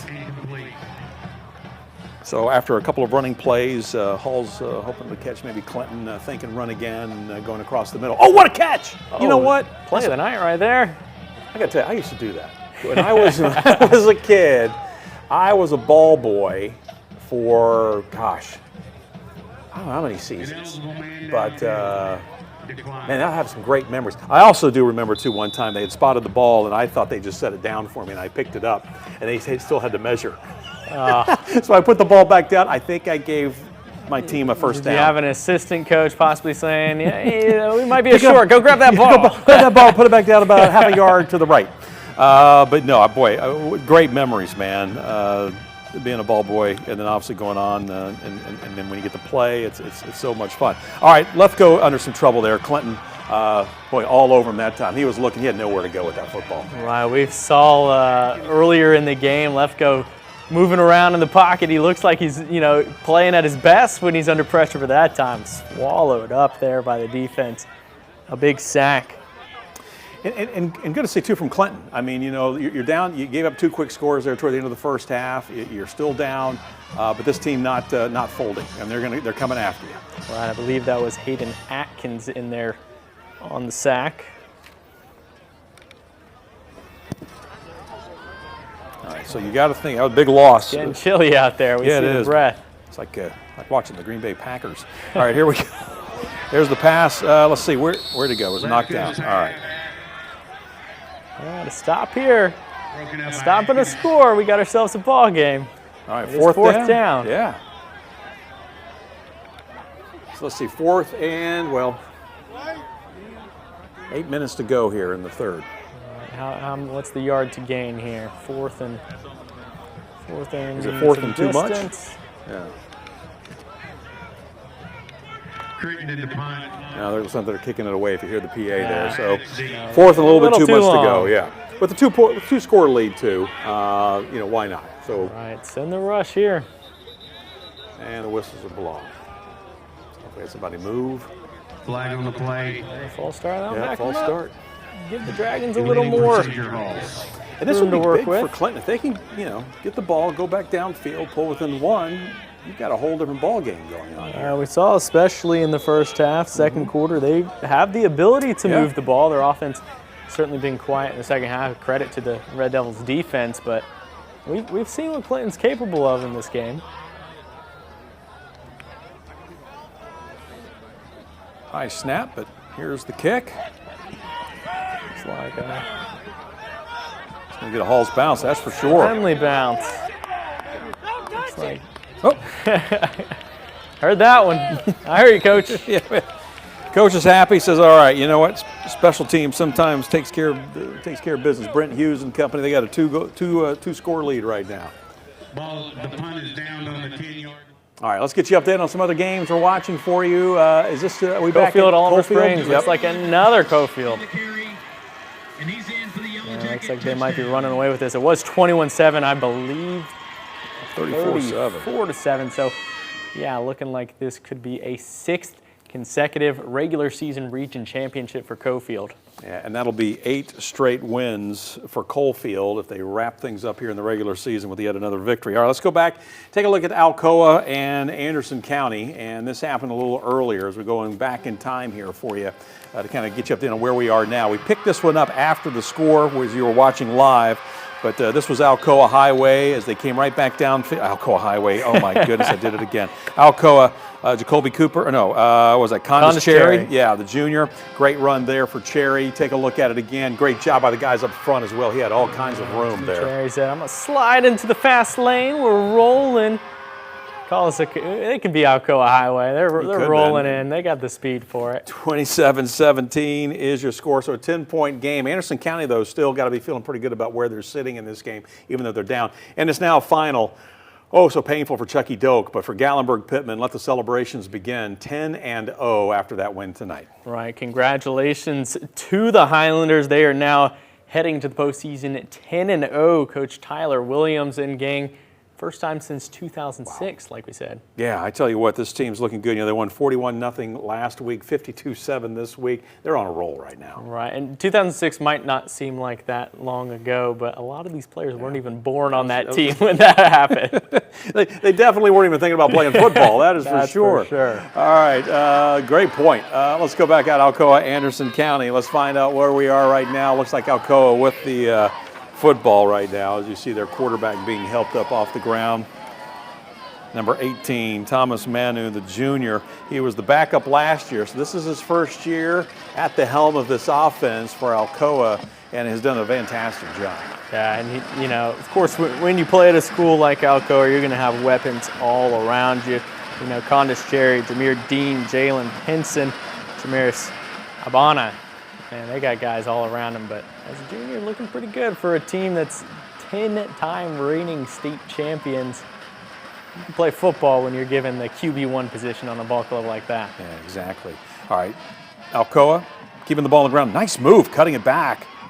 Picking up some huge yards there for Alcoa. Again? Yeah, Cherry doing a great job. You know, Alcoa, they've been averaging around 38 points in the first half. Had 21 in the first half. Something else for Anderson County to feel pretty good about. Oh yeah, you know, you never want to, as a coach, you know, go into finish a game with moral victories. But when it's a team like Alcoa, if you can head into the postseason, say a 1-score loss, you're feeling good because you definitely like your odds better at home, and that's not going to happen in the postseason against Alcoa. They're going to be at home all the way through, but.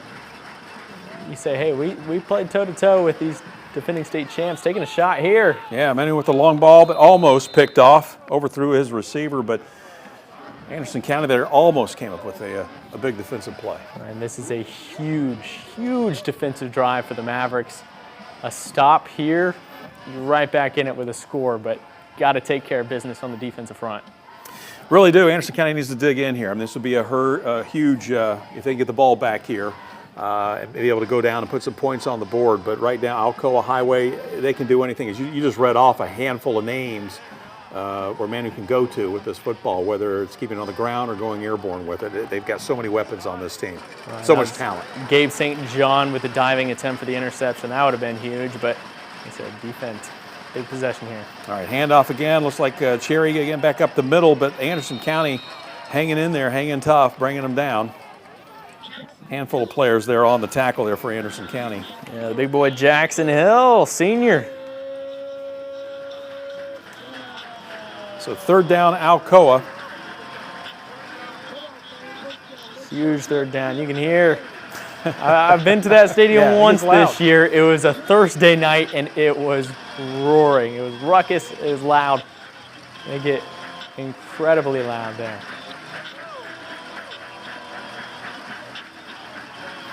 It sounds like kneeling on a third down. Let's see what. Yeah, not quite. Close though. Manu and company. Let's see what they do this time. They're going to go to the air with it. He drops back. No, takes off and runs. Has a lot of room. And it looks like he might have the yardage there. I think he might. Got a flag on the field. Oh, that's a big one. If he was dancing back there, could it be a holding call? That's what I'm thinking. Yep. Crowd seems to think so. So now we're setting up with 3rd and long. 3rd and 17, I believe it should be. Something like that. But again, with Alcoa, until it says 4th down. Yeah, exactly. Yeah. And set up around the 50. You get a chunk play here. Might be 4 down territory because they want to put this one away. Sure. And here's an opportunity to do that.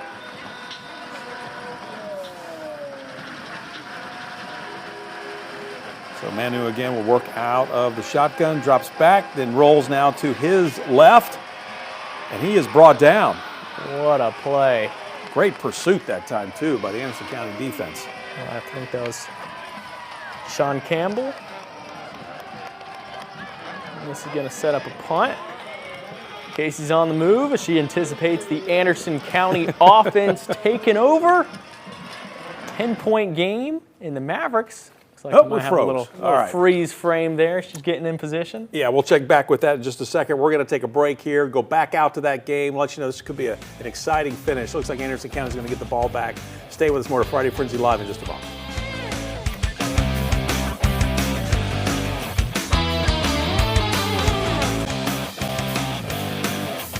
Let's get back to the action here, Friday Frenzy Live. We're with you for about another 40 minutes. Halls, Clinton right now. Halls with the football. Lethco with the pass completion. Great move after the catch by Brody Rogers, the senior. And Halls on the move, and that means we're going to move downfield as well with them. The Devils trying to put this game away here, moving toward the checkered end zone. So Halls with a great opportunity here. Huge drive for them. Like you said, they can put this one away against Clinton. Clinton's just kind of been knocking on the door. It's almost like they've been hanging on, saying, we're not going to let you get away from us, but this may be the opportunity Hall's looking for. Right, we mentioned the chippiness, the extracurriculars on the sidelines. Season might be over, but there's a little more to play for. All right, so let's take a look at it here for Halls. Amari Lethco handing it off. Hall's keeping it on the ground this time, and he's got Daniel again on the carry. Try to cut it back.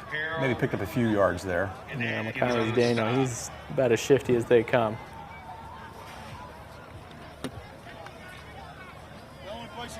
Good look at the turf, by the way, if you ever wonder what the grass looks like. It's not real. All right. There's a lot of turf fields around these parts. All right, so you're looking at Clinton at Halls. In one box, we've got Alcoa, Anderson County on the right side of the screen as we're continuing to watch that one. That's a 10-point game right now. Alcoa up on the Mavericks. Here's a deep ball, though, from Halls downfield, just overthrows his intended receiver there. They were going for the 6. Hall's trying to strike on that one, but just a little bit too much behind that one. We're going to focus on the Alcoa game here for just a moment and get you up to date here. Watch this one here. Looks like we have a timeout. There's Coach Nix. Boy, what a job he has done in his time at Alcoa. Just kind of kept things moving when he took over. A lot of people are like, well, can they keep it going? Yeah, they can. That is for sure. Looks like we got a player coming off here. He's going out to check on one of his men there, and that's Carter Cowart, a senior, 6'2", 220 defensive lineman. And hopefully he's going to be okay there. Looks like he's favoring that right foot there. Going back to the Halls game here for a second. Snap and nothing. Story over there? I was told that they were going after the coach, but then I heard that we got Sam on the sideline. That's all right. So what happened was somebody screamed out something. Okay. We're getting the inside scoop. Yeah. It's like we're eavesdropping on a conversation. For some reason, decided that they are the ones that said it. And said Everybody behave yourselves. All right, third down coming up here. Administrator, principal, AD, but maybe a teacher. Well, no, our AD. Yeah, we're learning about the extracurriculars that did get a few Yeah. people tossed from this ball game. Sam mentioned there were some administrators, I want to say from Clinton, that were tossed from the game. And it looks like we've got another timeout there at Halls. All right, back to the action. Anderson County looks like a big pickup here against Alcoa. And again, I tell you what, this is one we're going to have to watch because Anderson County is not going to go down without a fight. That is for sure. Down by 10. Jason Thompson with the carry there just a moment ago. And it looks like they're just over into tornado territory, so at this point in the game, you really need to score. And probably in 4-down territory as well. Hand off again, Thompson.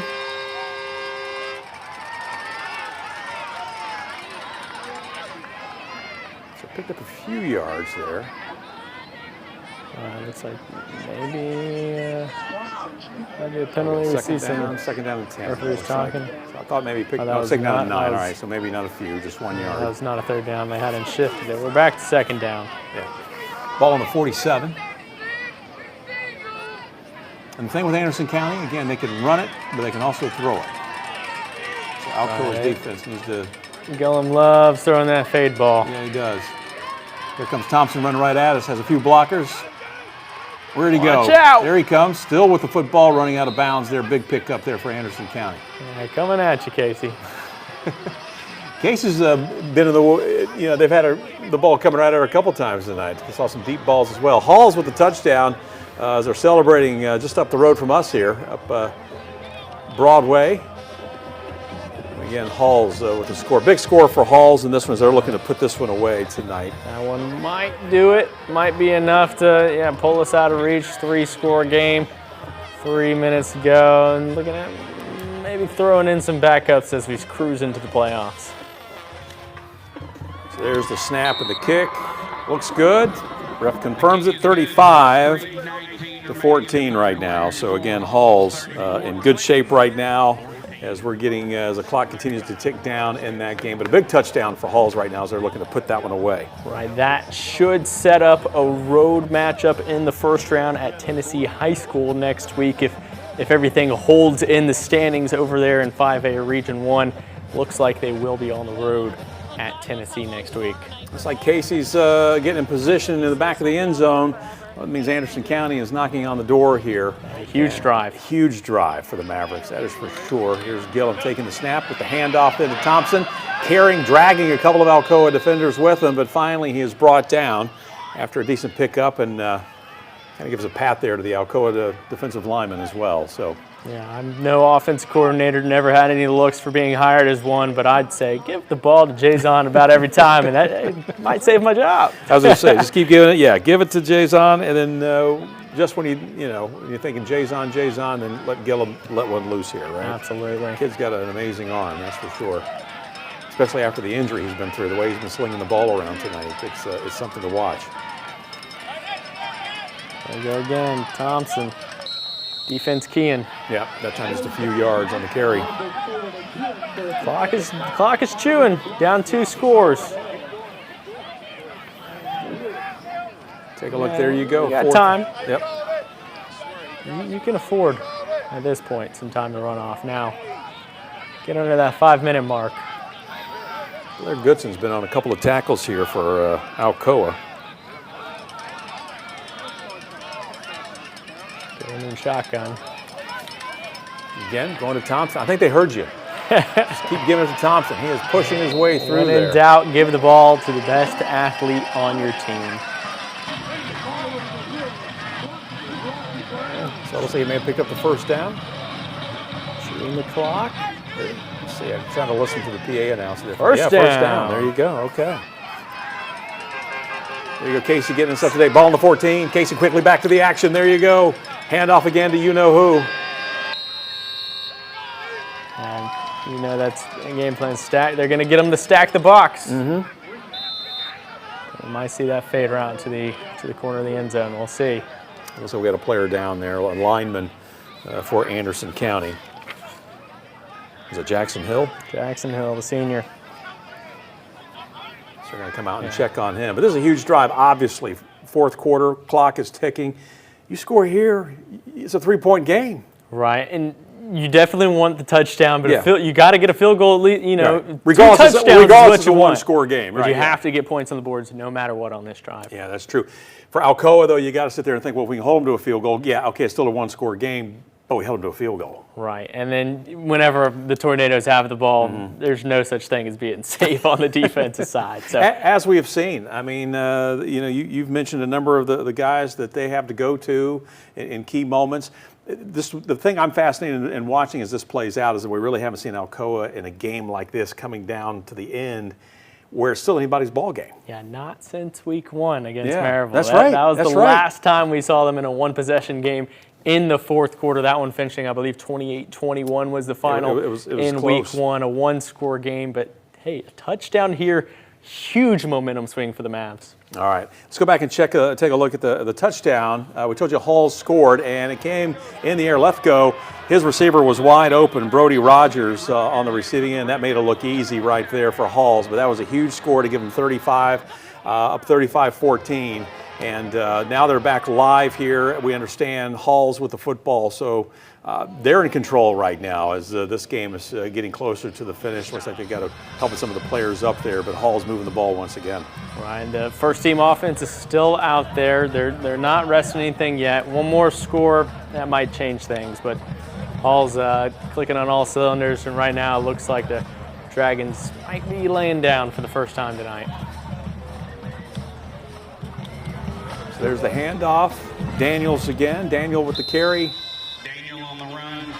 Yeah, keep the ball on the ground, run that clock, chew it up. Let's get to the postseason. I think that's exactly what Halls is thinking right now. Is they've got their eyes set now on next week. They know there will be more football to play. November football. Football. It's cold out there tonight, that is for sure. By the way, happy Halloween to everybody. Happy Halloween. If you're watching, wrapping up your trick-or-treating. Yes, 9:30. You're turning off the porch light at this point, right? Yeah, no Usually more. around 9 o'clock. No more visitors. No more visitors. You can just sit back and watch some football here. Lefko on the keeper, fake the handoff. He's going to hang on to it. Goes to his left, picks up some big yards there for you. So a good run there by the quarterback. Keep the chains moving, keep the clock running. That's the recipe right here for the Devils. Again, we said they got to keep everybody healthy as they're going to have to go on the road next week in the opening round of the playoffs. Yeah, a little bit of a road trip. He said, what, Tennessee High, right? That's Tennessee High. That's who they're going to be matched up with. So last home game we're thinking here for Halls. Right. This season. They're going to get to the state finals. They're going to have to put some miles on the bus. Okay, this time rolling to the right. Lefko let one loose toward the end zone. Oh, off his fingers. Terrell Chandler, like to have that one back. We would love to have that one back. And here we go with the Mavericks on that drive that could determine the game over here at our Game of the Week. All right, so there you go, Casey. Thank you. Ball on the 7. Was it 3rd and 7? 3rd and 7, 7.5 to go. We got time, but you certainly would like to have a score on the board before that 5-minute mark because your defense got to get a stop. So there you take a look at David Gillum, quarterback. Oh, I think we got some movement up front. Everybody's pointing at everybody. This one may be backing up, I have a feeling. You see some clapping in the Tornado secondary. They seem to think, well, they both seem to think it's the other team, but Alco is jumping up and down. Yeah, I like that reaction from Jameer Dean. That's the confirmation we were looking for. Yeah, and the hands up in the air. Eli Tolley, he did not like that call. No, he did not. All right, so let's see what Anderson County does. Do they stick to their game plan here, or do they say, okay, let's go back. We've lost 5 yards. It's something else. Hall's just scored, by the way. Brody Rogers again. He's put in the end zone a couple of times. The senior wide receiver for Hall, so that should make it, after an extra point, would make it a 42-14 game. He told Terrell Chandler, don't worry about it, I got you. Gillum with the pass across the middle. Touchdown, Anderson County. Oh, we got 2 touchdowns for you here in the double screen. And again, no shock there, Jason Thompson. Yeah, Jason Thompson. No, that was Gabe St. John. Gabe St. John. So we've got 8, ourselves 6s, 9s, they all look the same. an extra point, and we've got ourselves a 3-point ball game. That's even closer than we saw that Maryville game in the 4th quarter, week 1 of the season. So Anderson County not done yet. Extra point for the Red Devils, no good, but that still is going to be, what, a 41-14 game over there. There's your extra point for Anderson County, and that one is good. So it's a field goal now difference. And we've seen they can get some field goals. We saw a long field goal in the first half, a long field goal for Anderson County, that is. So they've got a kicker that can yeah. It might come down to that, too. If it comes down to it, send us to overtime. Hey, why not? Why not? Hey, we still got, my math, 27 minutes to go here until we wrap up at 10 o'clock. And, of course, if the game runs over that, Sam's going to have highlights for you. Yeah, tonight. absolutely. We'll have all the 11 o'clock on highlights in the show at WATE. 11. All right, we got a highlight coming up for you. Oliver Springs Coalfield, another big matchup we've been watching. It's a 7-2 against the 6-3, but this one's been all Coalfield for the most part tonight. Yeah, there we go. Straight up the middle, another big touchdown there for Coalfield. So they're running this one up. Was that Hayden Hendrick? Hedrick. We've seen him score at least once tonight, so he's racking up the points. And like we mentioned, this will be a 6th consecutive 1A region title for the Yellow Jackets. Yeah, 41-7 the score, looking for their 8th straight win here after losing their first 2 of the season. They have been on a tear, that is for sure. You may have mentioned this earlier, Sam. They won their last 2 games by a combined score of 90-0 against Wartburg Central and Greenback. So Coalfield, they're not messing around. They're going to be a team to watch in the postseason without question. The Yellow Jackets looking really good this year. Right, that will lock up the 1 seed in 1A Region 2. So they're going to host through the playoffs, that's for sure. Yeah, all right, let's go back to Anderson County. Boy, this one's not over. This one's not even close to being over. Here she comes. Yeah, here you go. Get ready for Ella. After Anderson County kicks here, she's hoping there'll be some more kickoffs before this one's over. So Anderson County getting ready to kick it away. Ella waiting to go get the tee. They got to wait for the play to be over, though. So the kick is on its way. We'll let you know when the play is over, because that's when Ella's going to take off. Yeah, forget the actual play here. There she goes. goes. Yeah, we heard the whistles. Ella heading out. Could this be the last time we see her in action? She is retiring after this game. Picks up the tee. Wastes no time. What a try. She's still in her prime. Potentially watching history here. There you go. How long you got to train Ella to do that? If I do that, my dog runs out, either gets out there and would look at me like, you want me to pick this up? Yeah. Or gets halfway back and drops it and then goes off somewhere else. Strenuous training, and she's got, her little sister is in the training. She's been training her little sister for the last, I believe, 2 years and some change. So right. They got a game plan for her once she's done, but happy retirement. We're hoping, at least for Anderson County's sake, that she gets to trot out there at least one more time tonight. Right. Otherwise, that may have been the last time we see Ella in action before she retires. All right, Alcoa, Anderson County. Let's go back to that live action for you. Alcoa now up by 3, 27-24, 6:24. Clock is ticking to go in this one. Ball on the 24-yard line. So Alcoa's got some ground to cover, but if there's a team that can do it, it's the Tornado. All right, plenty of time to work with. Probably going to keep the ball on the ground, but knowing Alcoa, they could take a deep shot at any moment. Here's the key, though. You want to take some time off that clock, but you want to move the ball. You don't want to give it back to Anderson County too soon, especially the way they've been playing offensively. All you got to do is keep moving the chains. Easier said than done, but that's the game plan. All right, Manu, he's one guy who you definitely want to have the ball in his hands. Big pick up there. Nice job for the quarterback. Man, just lowers his head, just barrels over a few people. All right, you like a quarterback that can, meet a linebacker head on, and it might seem to be a little more pain for the defense than the offense. I mean, every drive is going to be key, but this is really big for Alcoa right now. Right. They've been so perfect for the last 10 years, and you'd love to head into the postseason unblemished. A loss going in, you're still going to be hosting. Right. You're still going to be that 1 seed. This isn't going to change any of that, but you definitely want to keep that record spotless going in. And, you got that mindset that nobody can touch us. That's what you want heading into the postseason. All right, let's see what Thomas Manu and company can do here. There's the snap. Fake the handoff, rolls right. Completion. Let's see what they can pick up here afterward. Nice job by Anderson County there on the pursuit. Yeah, a little bit of a bobble by Jalen Penson. They secured it, stopped the clock. Not sure if that's what you want to do, but it might have got the yard to gain, and that's all that matters for them right now. I see a 1 on the board, so second down. Second down, yep. 5:03 to go here in the game. Seeing the defense make a stop before. That crowd is in it.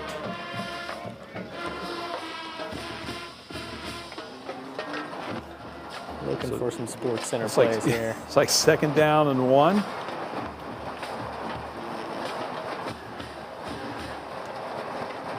Manu handing the ball off to Cooper.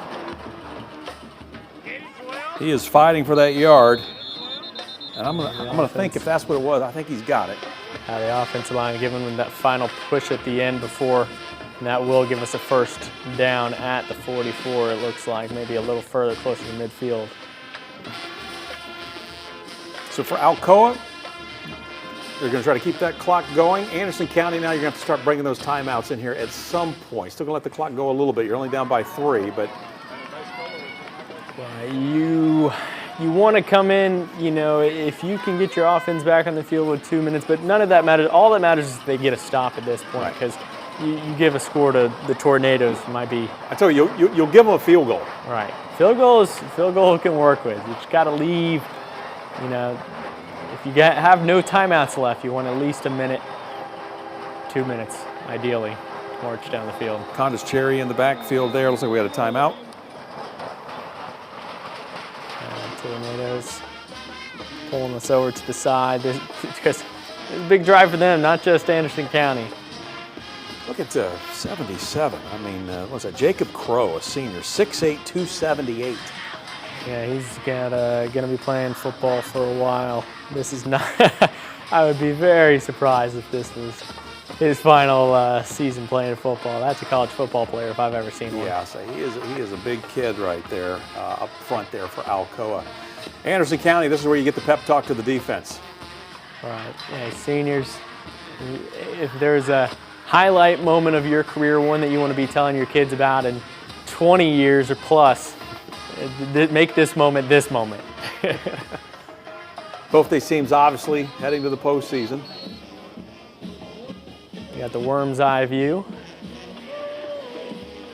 The worms on artificial? Probably not. I keep that thing Artificial pristine out there. He's out there That's what picking those up little rubber pellets. Yeah, right for the, picking up after Ella. All right, here we go. All right, timeout's over. Alcoa Highway. I had gone so long without calling them Alcoa Highway, and then I call them Alcoa We Highway. got to again. roll. Manu takes the handoff to Cherry, looking Taking a shot. downfield, airing it out. Caught! Big gain. Great catch that time, Jameer Dean. So Alcoa on the move. That's a big play. If you're going to call a timeout on first down, you're dialing something up. And man, did they dial something up there as Jameer Dean, they got a shot to put this one away. 2 scores, just 3 minutes to go about. We're nearing that point, 3 minutes to go. This could be the nail in the coffin. So here's the deal. Do you keep it on the ground now at this point? Just Oh, maybe absolutely. try to milk some of this clock a little Absolutely. bit. You clearly, you know, you still got to line the game because you can't finish up with a field goal, but Right. chew that clock. Because if it does come down to a field goal, I know. you want to give Anderson as little time as possible, but they're clearly going for the end zone.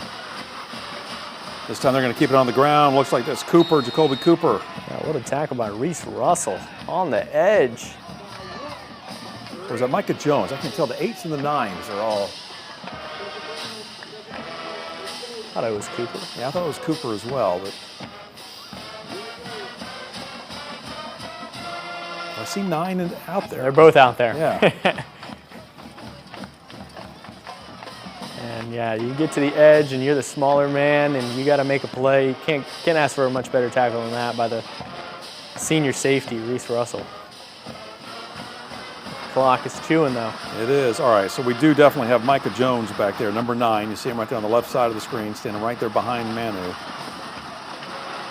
They're going to hand it to him again. This time kind of tries to weave his way, pick up a few yards there as he gets closer to the end zone. It's going to be 3rd down.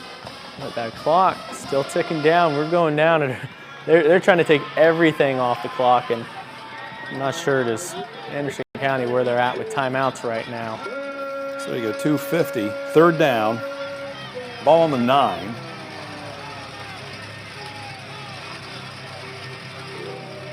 There's Jacob Crow right there, 77. Yeah, in his way, every time.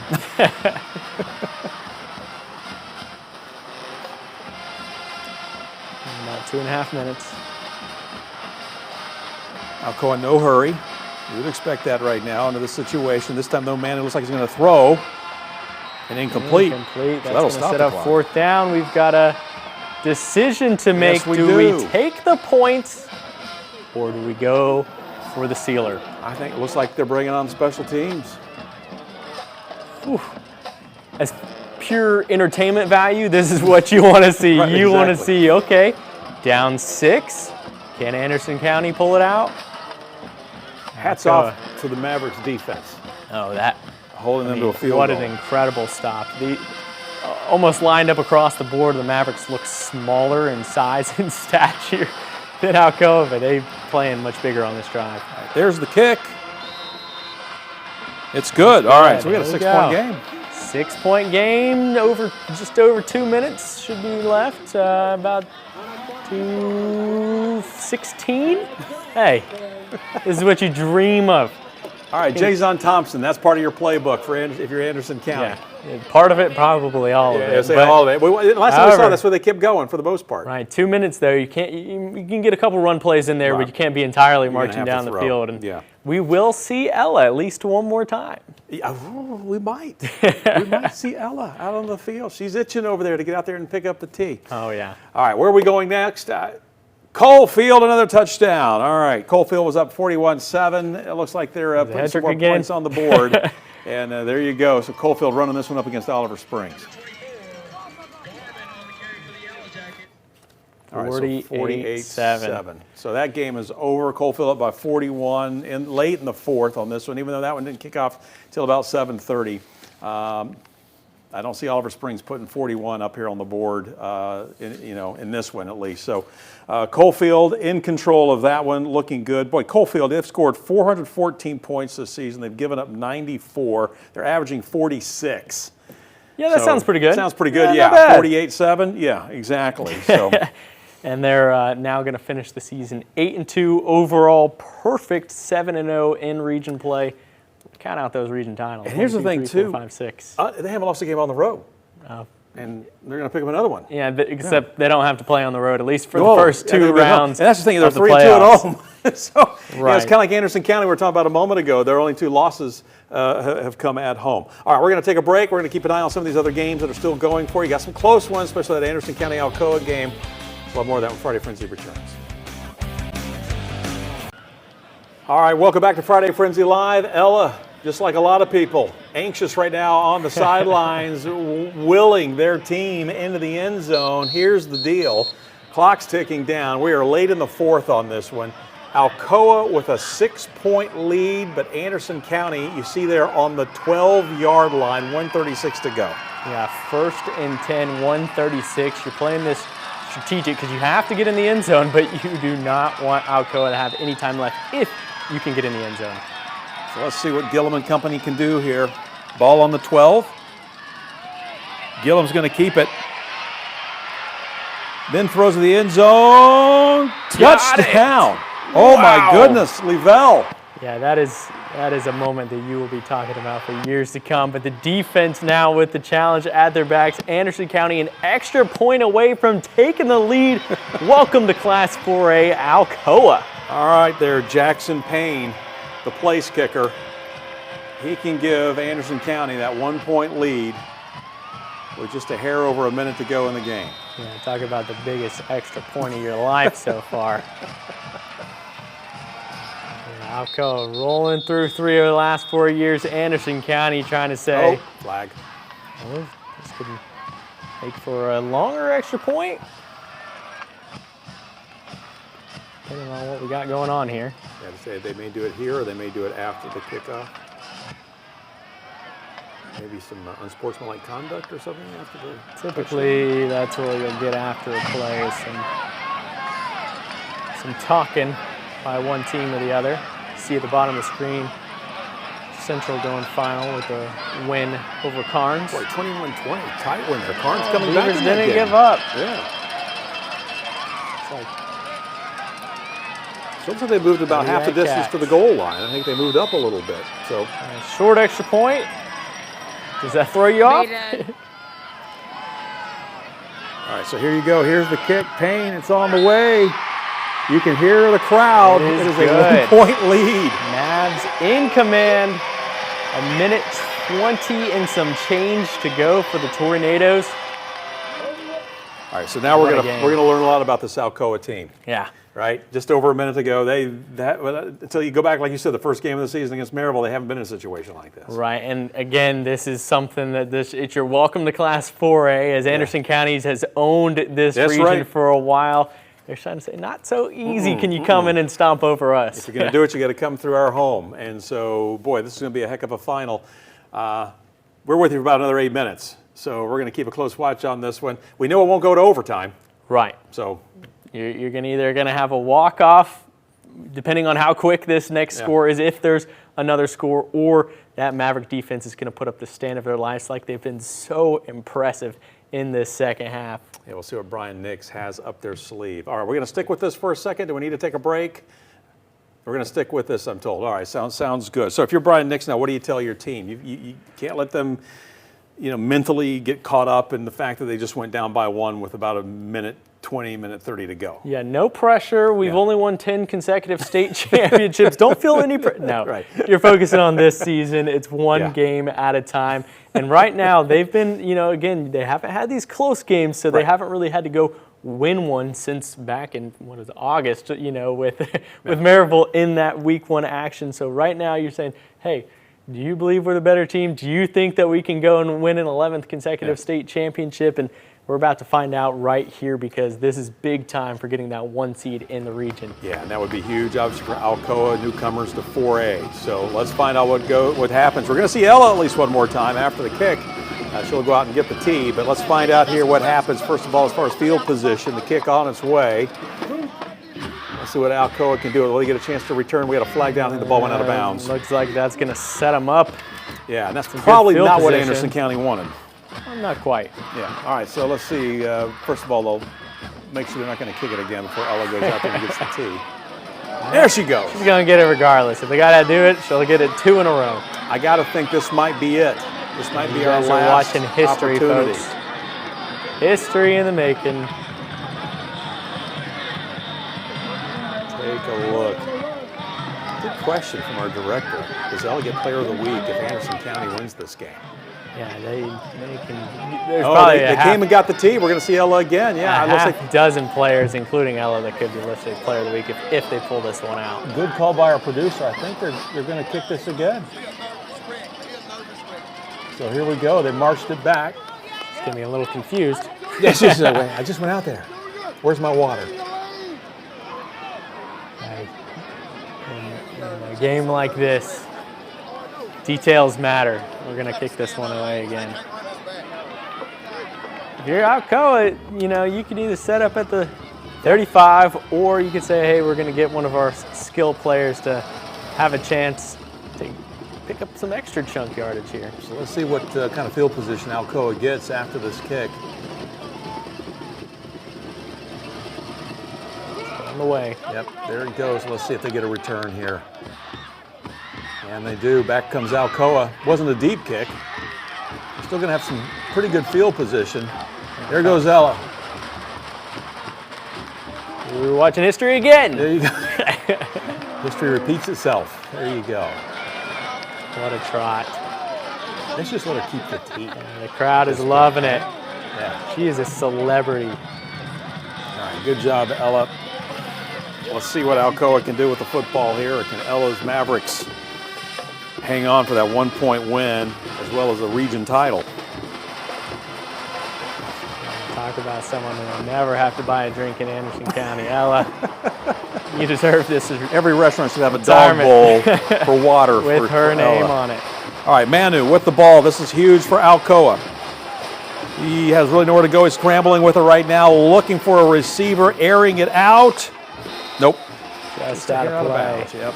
Put it at the sideline. If it's close enough, let your receiver make a play. But He was open. He was there, 112. And I got to tell you, you can hear it, but I believe me when I say being there at Anderson County and hearing the noise that crowd makes. They got the racket. They're beating on the sides of the walls. The student section, they make it real loud, and right now that's probably about the loudest that they've had there all season. So we got a flag on the play, so it looks like they're marching Alcoa back. Just adding to the amount of field the Tornadoes are going to have to cover. 1st and 20, ball on the 32. 31-30, what a ball game. There's that crowd you were talking about, Sam. Getting loud. Manu, nowhere to go. It looks like he's going to be taken down for a sack. And Huge he might play. have lost the ball. No, I think he held on to it, but man, couple of guys in there. Sean Campbell, one of them. big fella up front. I believe it was number 57. I think Alcoa may have just called a timeout. Eli Tolley in there. All right, so that's going to bring up second down here. We're going to take a quick break. We're going to let you know what happens here. Stay with us. More Friday Frenzy in just a moment.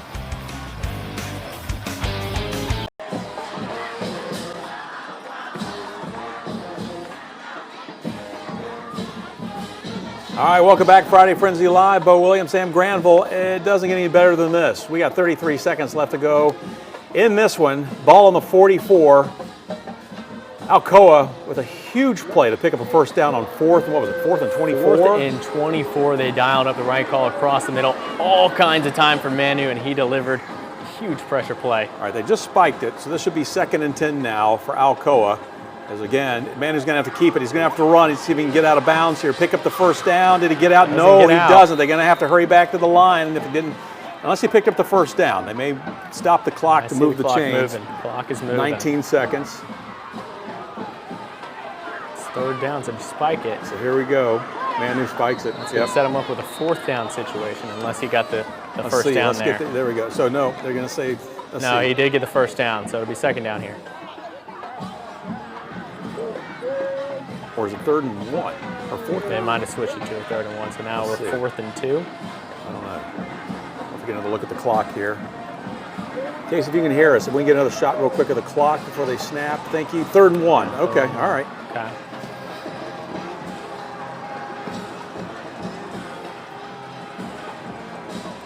Spike one. Ooh. So it's up second down. For the play. Spike. My guess is nobody's sitting down in that stadium on either side. Yeah, for various reasons. Nerves. Yep. It's a little chilly. Manu now. Empty backfield. Looking for a receiver. Did he catch it? He's got it in his hands. Did he catch it? Did he get out too? Looks like he got out. Oh my goodness. Is that Jameer They're Dean? saying. Case is on the move. There should be mere seconds left. Can they spike it? They say they got one left. Anderson County says they don't. Is this one over? It looks like it must be. Anderson County seems to think so. They do. Alcoa sitting there, they're thinking they have. Alcoa's offense hasn't left the field. They are pointing, but Anderson County, they got all kinds of fans on the field. If this game somehow isn't over, there could be all kinds of trouble, but it looks like the Mavericks have all right, let's just kind of watch this here and play out here. If they did, Anderson County, what an upset. I guess you'll call it an upset because Alcoa has been perfect all season. And again, Anderson County, congratulations to them. What a win, what a statement being made as they carry this into the postseason. Anderson County now defending Class 4A. Not so easy. Can you walk in from 3A and stomp on over us on our field? What a comeback. They were down 10. And that was just a gutsy performance by the Mavericks. J.D. Gillum, the whole crew out here as they are waltzing in as region champions. All right, look, they're already taking their clothes off there in Anderson County on this Halloween. It's too cold. But again, 31-30 the final. Yep, hugs, handshakes all around from both teams. What a game, what a finish. And yeah, there you go. Gillum, all smiles, that's for sure, for the head coach, and he deserves it. Man, what a win tonight. Right, this will be one that you talk about for years to come when your freshman son was able to pull off that region championship. What a drive at the end of that game. Yeah, that's something that you don't see very many college teams, much less high school teams, do with that type of play. And what a great way to wrap up the regular season here on Friday Frenzy Live. This is just a sample of what we're going to see next week and the week after that in the postseason, I have a feeling. We got to think that these two meet in a couple of rounds in the playoffs for maybe a 4A region title. Boy, I tell you what, I would love to have a ticket to that one, but this is going to be something to watch as we move into the postseason. For Sam Granville, I'm Bo Williams. Thanks for watching. Sam's going to have highlights tonight at 11 o'clock. See you then.